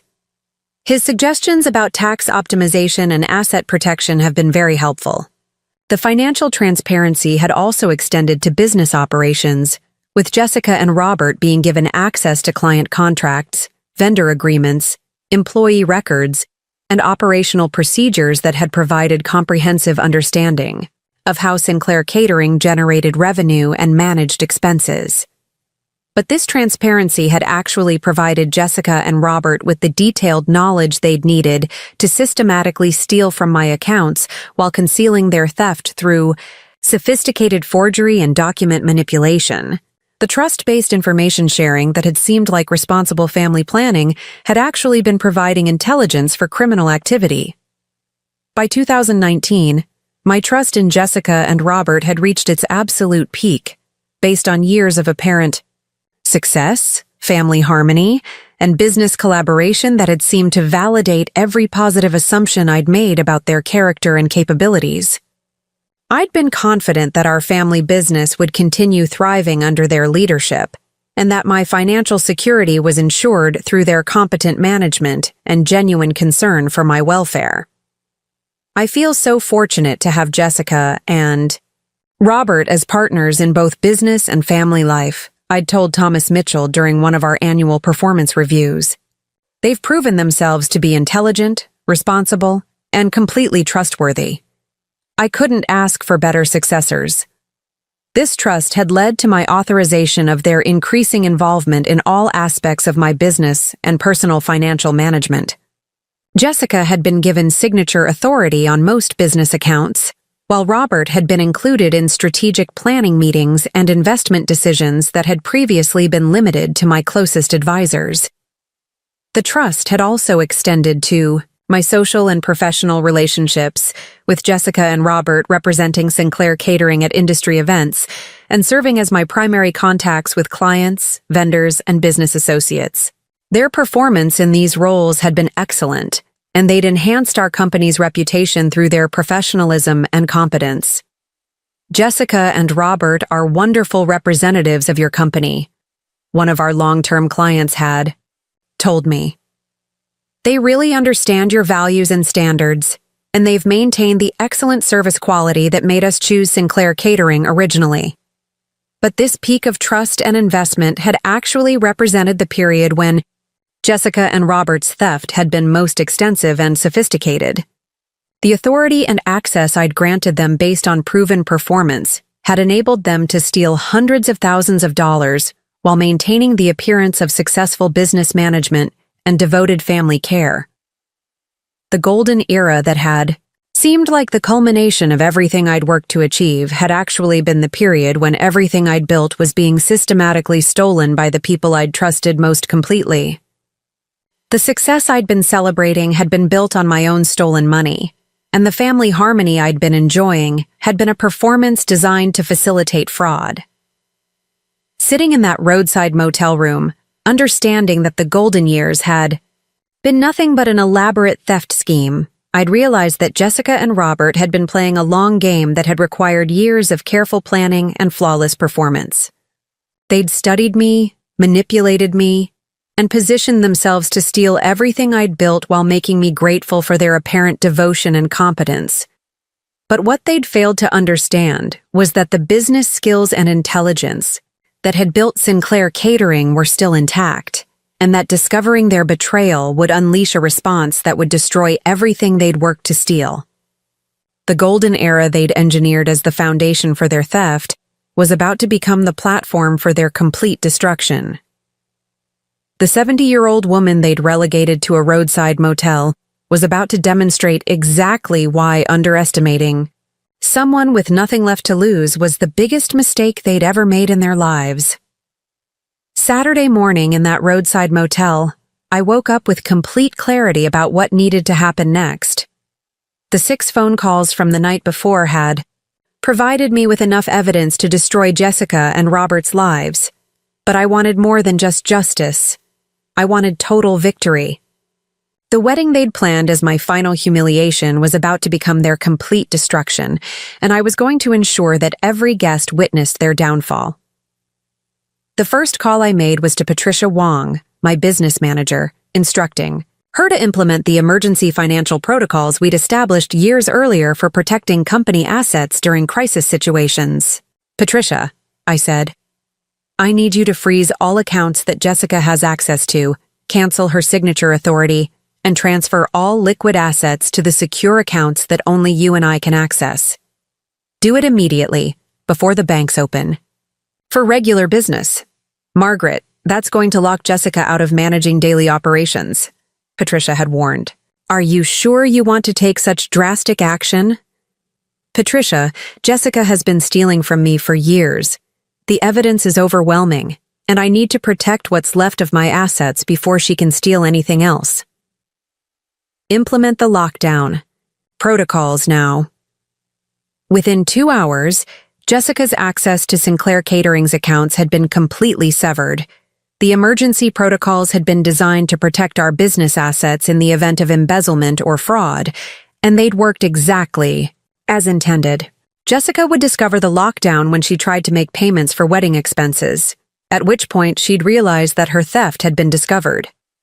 The second call was to Michael Chen, my attorney, instructing him to immediately file for emergency injunctions that would freeze Jessica and Robert's personal assets and prevent them from liquidating anything before civil and criminal proceedings could be initiated.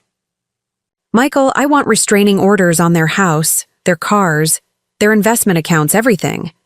I don't want them to be able to sell so much as a piece of jewelry before we've recovered every dollar they've stolen." Margaret, emergency. Asset freezing requires substantial evidence of fraud. Do you have documentation that supports these allegations? Michael, I have forensic accounting reports showing $340,000 in unauthorized transactions, forged medical documents claiming I'm mentally incompetent, and evidence that they've been positioning themselves to steal my entire estate. File the papers immediately. By Saturday afternoon, legal papers had been filed that would freeze Jessica and Robert's assets pending the outcome of fraud investigations. The injunctions had been granted based on the evidence Patricia and David Kim had provided, and sheriff's deputies would be serving the papers that evening during the wedding rehearsal dinner. The third call had been to Detective Maria Santos at Portland Police, providing her with the complete evidence package that documented Jessica and Robert's systematic theft and fraud scheme. Detective Santos, I have documentation of financial elder abuse involving forged medical documents, identity theft, and embezzlement totaling over $300,000. The perpetrators are my daughter and son-in-law, and they're currently hosting a wedding celebration that's being funded with stolen money. Mrs. Sinclair, these are serious allegations. Do you have evidence that would support criminal charges? Detective Santos, I have forensic accounting reports, handwriting analysis of forged documents, and testimony from multiple witnesses who were told fabricated stories about my mental health. I want them arrested during their daughter's wedding reception. Detective Santos had been initially hesitant about making arrests during a wedding celebration, but the evidence had been compelling, enough to justify immediate action. Warrants had been issued for Jessica and Robert's arrest on charges of elder abuse, fraud, theft, forgery, and conspiracy, with additional federal charges being prepared for wire fraud and identity theft. Mrs. Sinclair will coordinate the arrests to minimize disruption to innocent family members, but your daughter and son-in-law will be taken into custody before the evening is over. The timing had been perfect. Jessica and Robert would be arrested in front of 150 guests who'd been told I was suffering from dementia, providing dramatic evidence that the confused elderly woman they'd been pitying was actually the victim of systematic theft by her own family members. The fourth call had been to Helen Rodriguez, my longtime friend who was attending the wedding and staying at the Four Seasons with the other honored guests. Helen, I need you to do something very important for me. I want you to gather our mutual friends at the wedding and explain what's really been happening. Jessica and Robert have been stealing from me while telling everyone I'm suffering from cognitive decline. Tonight, everyone is going to learn the truth.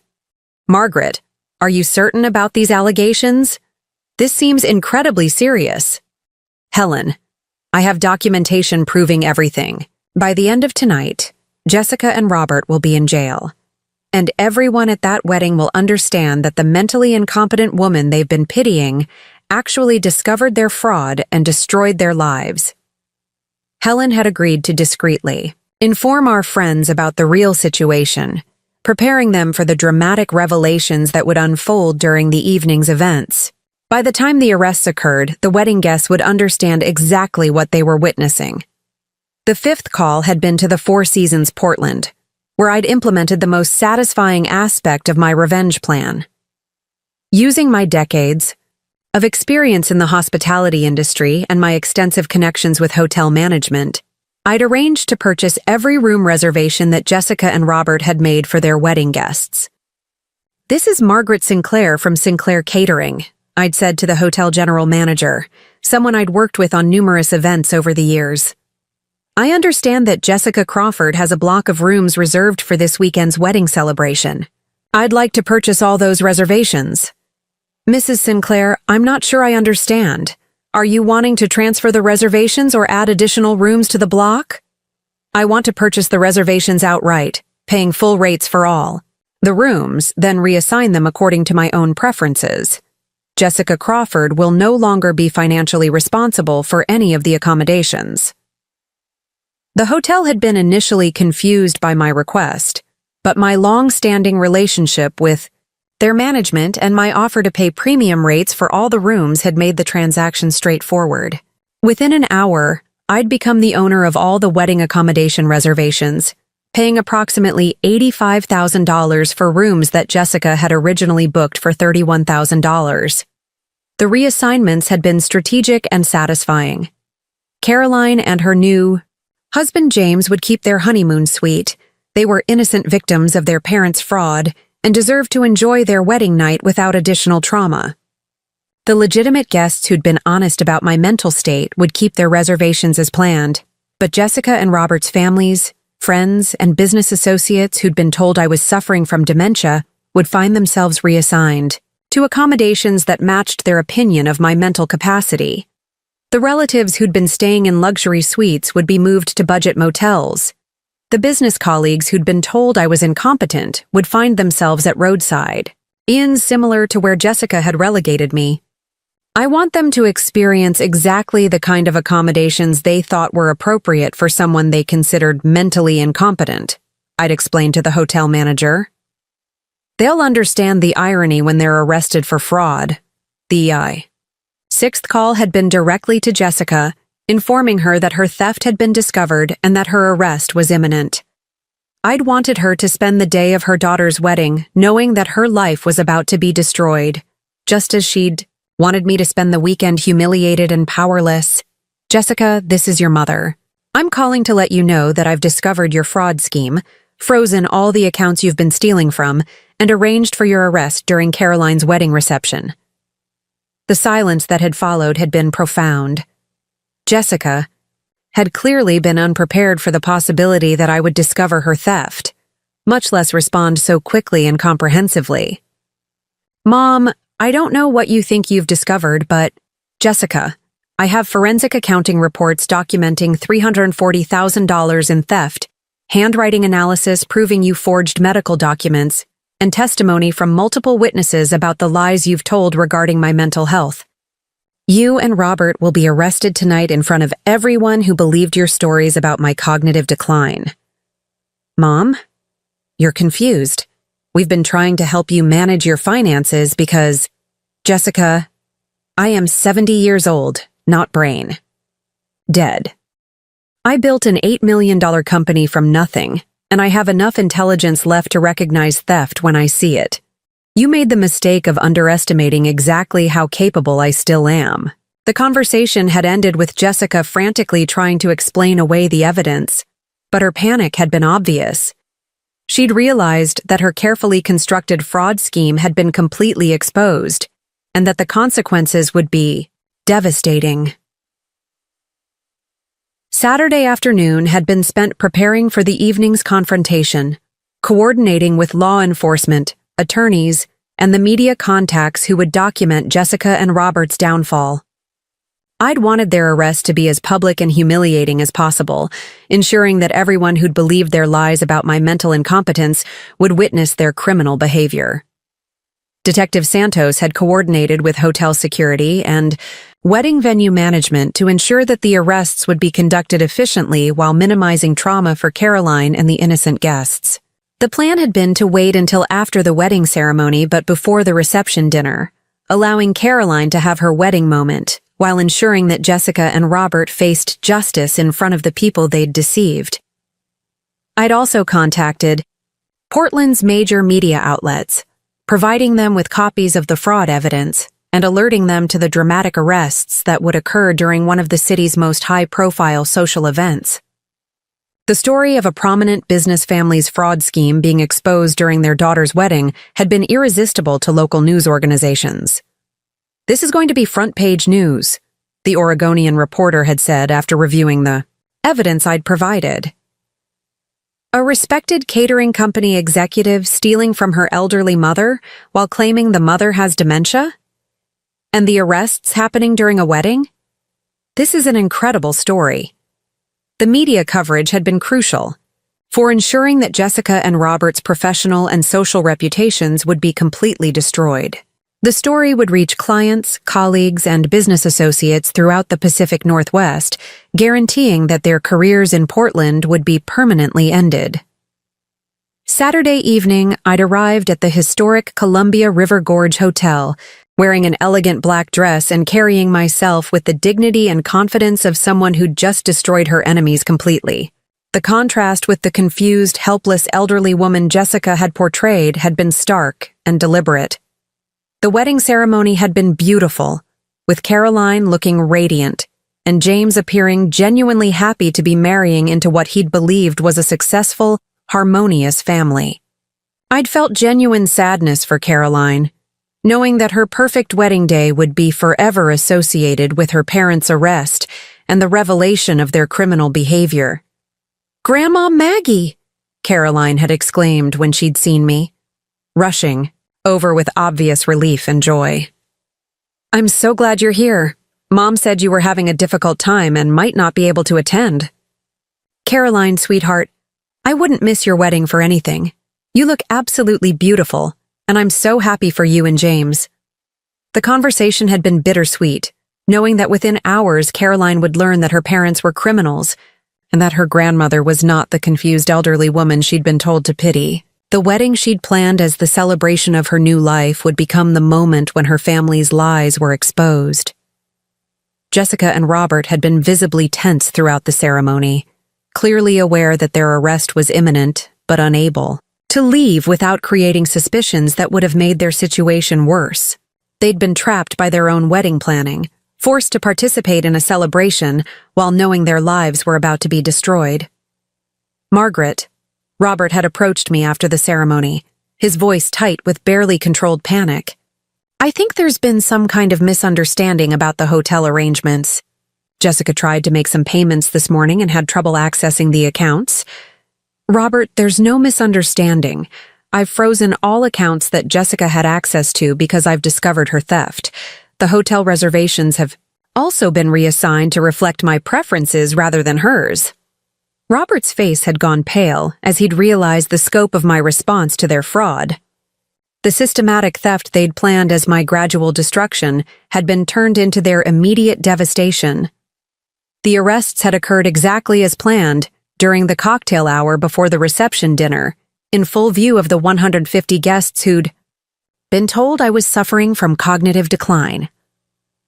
Detective Santos and 4 other officers had entered the reception area with warrants for Jessica and Robert's arrest on multiple felony charges.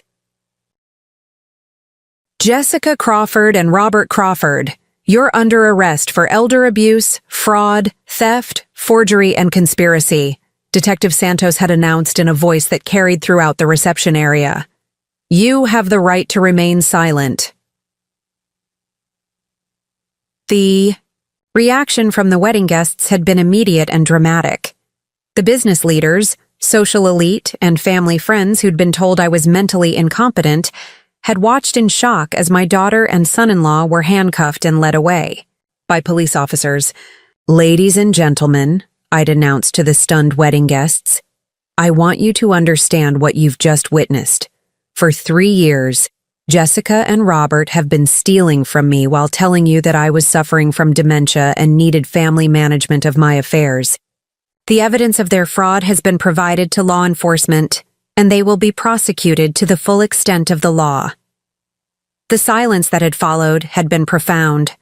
The respected business couple who'd been praised for their devoted care of a confused elderly relative had been revealed as criminals who'd been systematically stealing from their victim while destroying her reputation. The confused elderly woman you've been pitying for months actually discovered their fraud, documented their crimes, and arranged for their arrest during the event they planned as my final humiliation, I'd continued.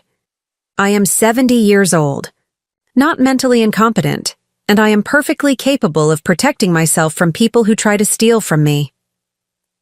Helen Rodriguez had been the first to respond, approaching me with obvious emotion and remorse. "Margaret, I am so sorry.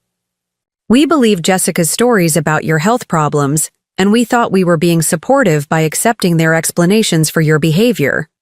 We should have talked to you directly instead of accepting secondhand reports about your condition." The apologies had continued throughout the evening as guests had realized the scope of Jessica and Robert's deception and their own roles in enabling the fraud through their willingness to believe lies about my mental capacity.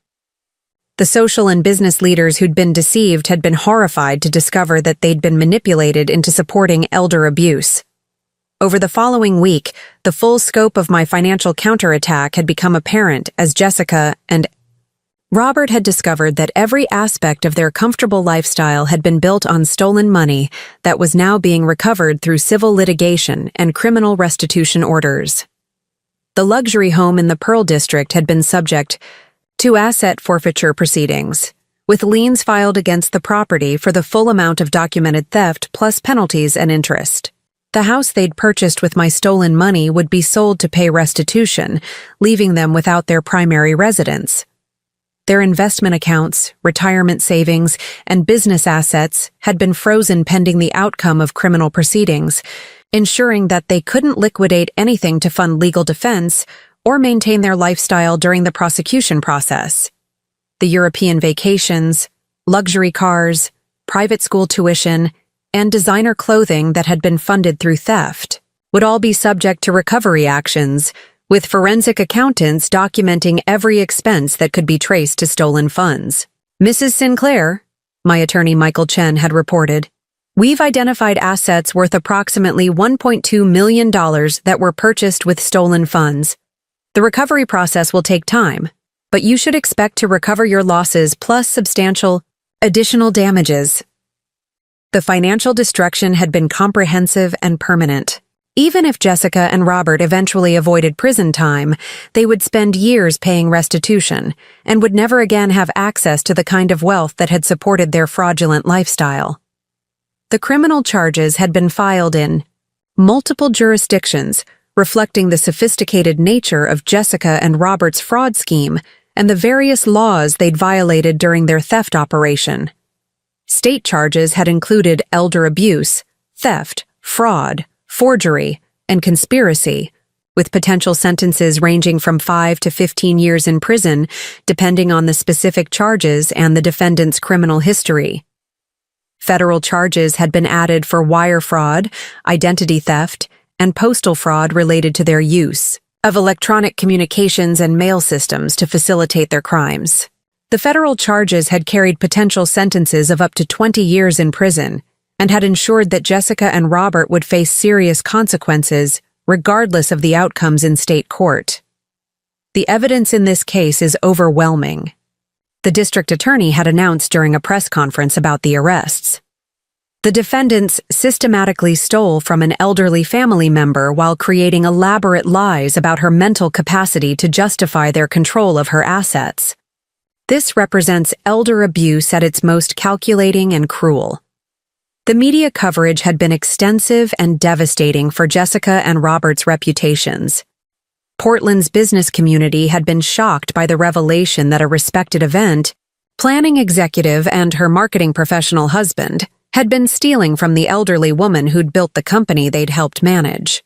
Jessica Crawford was considered one of Portland's rising business stars, the Business Journal had reported. The revelation that her success was built on theft from her mother has sent shockwaves through the event planning industry and raised questions about financial oversight in family businesses. The civil litigation had proceeded even more quickly than the criminal prosecution, with Jessica and Robert's attorneys advising them to settle rather than face the possibility of massive punitive damages at trial. The settlement had included full restitution of documented theft, punitive damages equal to 3 times the stolen amount, payment of all legal and investigative costs, and permanent restraining orders prohibiting any contact with me or interference with my business operations. "Mrs. Sinclair," my attorney had explained, "the total settlement amount is $1.8 million, which represents not just recovery of your losses, but substantial punishment for the defendant's criminal behavior. They'll be paying you money for years to come." The settlement had also included provisions requiring Jessica and Robert to publicly acknowledge their fraud, apologize for their crimes, and cooperate with any future investigations into their financial activities. The public acknowledgement had been particularly satisfying, forcing them to admit their lies about my mental capacity. "We acknowledge that Margaret Sinclair is and has always been mentally competent," their public statement had read. "Our claims about her cognitive decline were false and were made to facilitate our theft of her assets. We apologize for our criminal behavior and accept full responsibility for our actions." The exposure of Jessica and Robert's fraud had initially created challenges for Sinclair Catering, with some clients expressing concerns about the company's stability and management structure. However, the revelation that I had discovered and stopped. The fraud had ultimately enhanced our reputation for integrity and competent leadership. Mrs. Sinclair's response to her family's betrayal demonstrates exactly the kind of intelligence and determination that built Sinclair Catering, one of our long-term clients had written in a testimonial. Her ability to identify and stop fraud shows that the company remains under capable management. Thomas Mitchell had stepped up to assume greater operational responsibilities during the transition period, working with Patricia Wong to ensure continuity of services while I'd focused on legal matters and business restructuring. Margaret, this crisis has actually demonstrated the strength of the systems and team you've built, Thomas had observed. The company's operations continued smoothly even during the fraud investigation, which shows that Sinclair Catering is much more than any individual person. The business had also benefited from the media attention surrounding the fraud case, with several new clients contacting us specifically because they'd been impressed by my response to the crisis and wanted to work with a company that was led by someone with proven integrity and competence. We chose Sinclair Catering specifically because of how Mrs. Sinclair handled her family's betrayal, one new client had explained.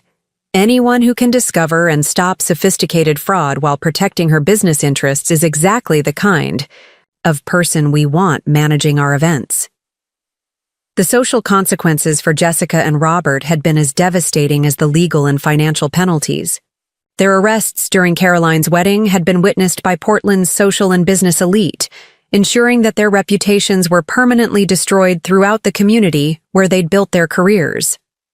The friends who'd believed their lies about my mental decline had been horrified to discover that they'd been manipulated into supporting elder abuse, and many had contacted me to apologize for their role in enabling Jessica and Robert's fraud. Margaret, I am deeply ashamed that I believed Jessica's stories about your cognitive problems without talking to you directly, one family friend had written. Your intelligence and competence were always obvious to anyone who actually spent time with you. I should have questioned why we were only hearing secondhand reports about your condition. The business community's response had been equally satisfying, with Jessica's professional reputation being completely destroyed by the revelation of her criminal behavior. The event planning executive who'd been celebrated as a rising star had become a cautionary tale about the importance of ethical business practices. Jessica Crawford's fraud conviction should remind all business professionals that success achieved through criminal means will ultimately result in total destruction, an industry publication had editorialized. Her case demonstrates that theft and deception may provide temporary advantages, but they inevitably lead to permanent consequences. Robert's marketing career had been similarly destroyed, with his employer terminating his position immediately after his arrest and his professional licenses being revoked pending the outcome of criminal proceedings. The most challenging aspect of the aftermath had been rebuilding my relationship with Caroline, who'd been devastated to learn that her parents were criminals and that her grandmother was not the confused elderly woman she'd been taught to pity. Grandma Maggie, I'm so sorry, Caroline had said during our first conversation after her parents' arrest. I believed Mom's stories about your memory problems, and I treated you like you were incapable of understanding what was happening. I should have talked to you directly instead of accepting what I was told. The conversation had been emotional, for both of us, but it had also been the beginning of a stronger relationship based on honesty, rather than the lies that Jessica and Robert had used to manipulate our family dynamics. Caroline, you were manipulated by people who should have been protecting you instead of using you as part of their fraud scheme, I'd explained. None of this is your fault, and I don't want you to feel guilty about believing your parents. Over the following months, Caroline and James had gradually distanced themselves from Jessica and Robert, recognizing that their parents' criminal behavior had made continued close relationships impossible. Caroline had also expressed interest in eventually joining Sinclair Catering, wanting to rebuild the family business relationships that her parents' fraud had damaged. "I want to learn the business from you directly," Caroline had said, "not from people who were stealing from you while pretending to care about your welfare. I want to understand what you really built and how to maintain the integrity that made Sinclair Catering successful." The criminal prosecution had concluded with plea agreements that had sent both Jessica and Robert to prison, ensuring that they faced serious consequences for their systematic theft and fraud. Jessica had been sentenced to 4 years in federal prison, followed by 3 years of supervised probation, with requirements for full restitution and community service focused on elder abuse prevention. Her sentence had reflected the sophisticated nature of her fraud scheme and her leadership role in planning and executing the theft. Robert had received a slightly shorter sentence of 3 years in federal prison, followed by 2 years of probation, acknowledging his supporting rather than leadership role in the fraud conspiracy. However, his sentence had also included substantial financial penalties and permanent prohibition from working in any fiduciary capacity. The defendant's crimes represent a fundamental betrayal of family trust and social responsibility, the federal judge had said during sentencing. Elder abuse is particularly heinous because it targets vulnerable individuals who should be able to depend on family members for protection rather than exploitation.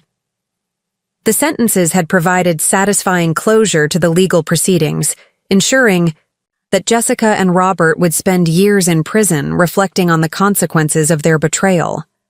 Their crimes had also been documented in permanent criminal records that would affect their employment opportunities and social standing for the rest of their lives.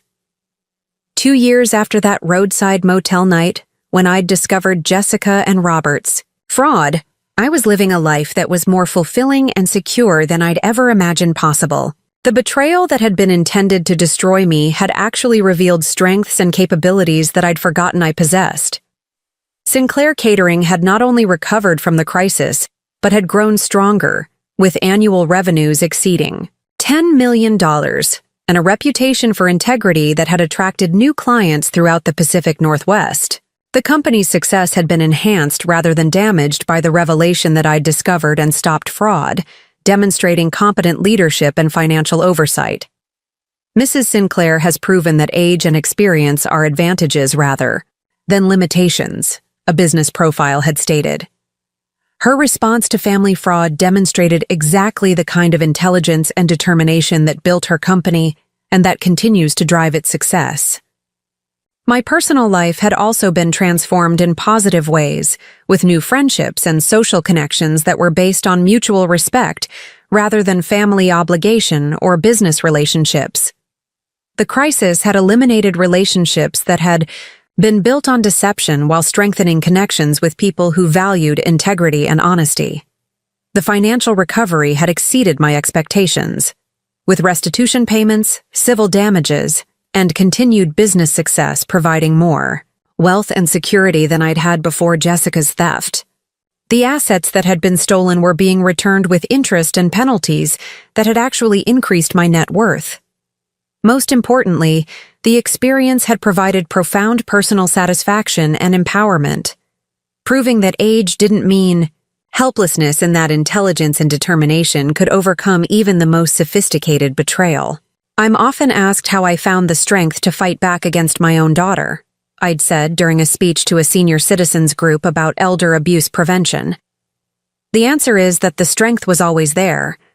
I just had to remember that being 70 years old means having 70 years of experience dealing with challenges and solving problems. The story of Jessica and Robert's fraud and my response had become a case study used by law enforcement, legal professionals, and elder advocacy organizations to educate people about financial abuse prevention and response strategies. Mrs. Sinclair's case demonstrates that elder abuse can be successfully identified and stopped, but only if victims have the courage to fight back and the resources to pursue justice. Detective Santos had explained during a training seminar for fraud investigators. Her response shows that age is not a barrier to effective self-protection.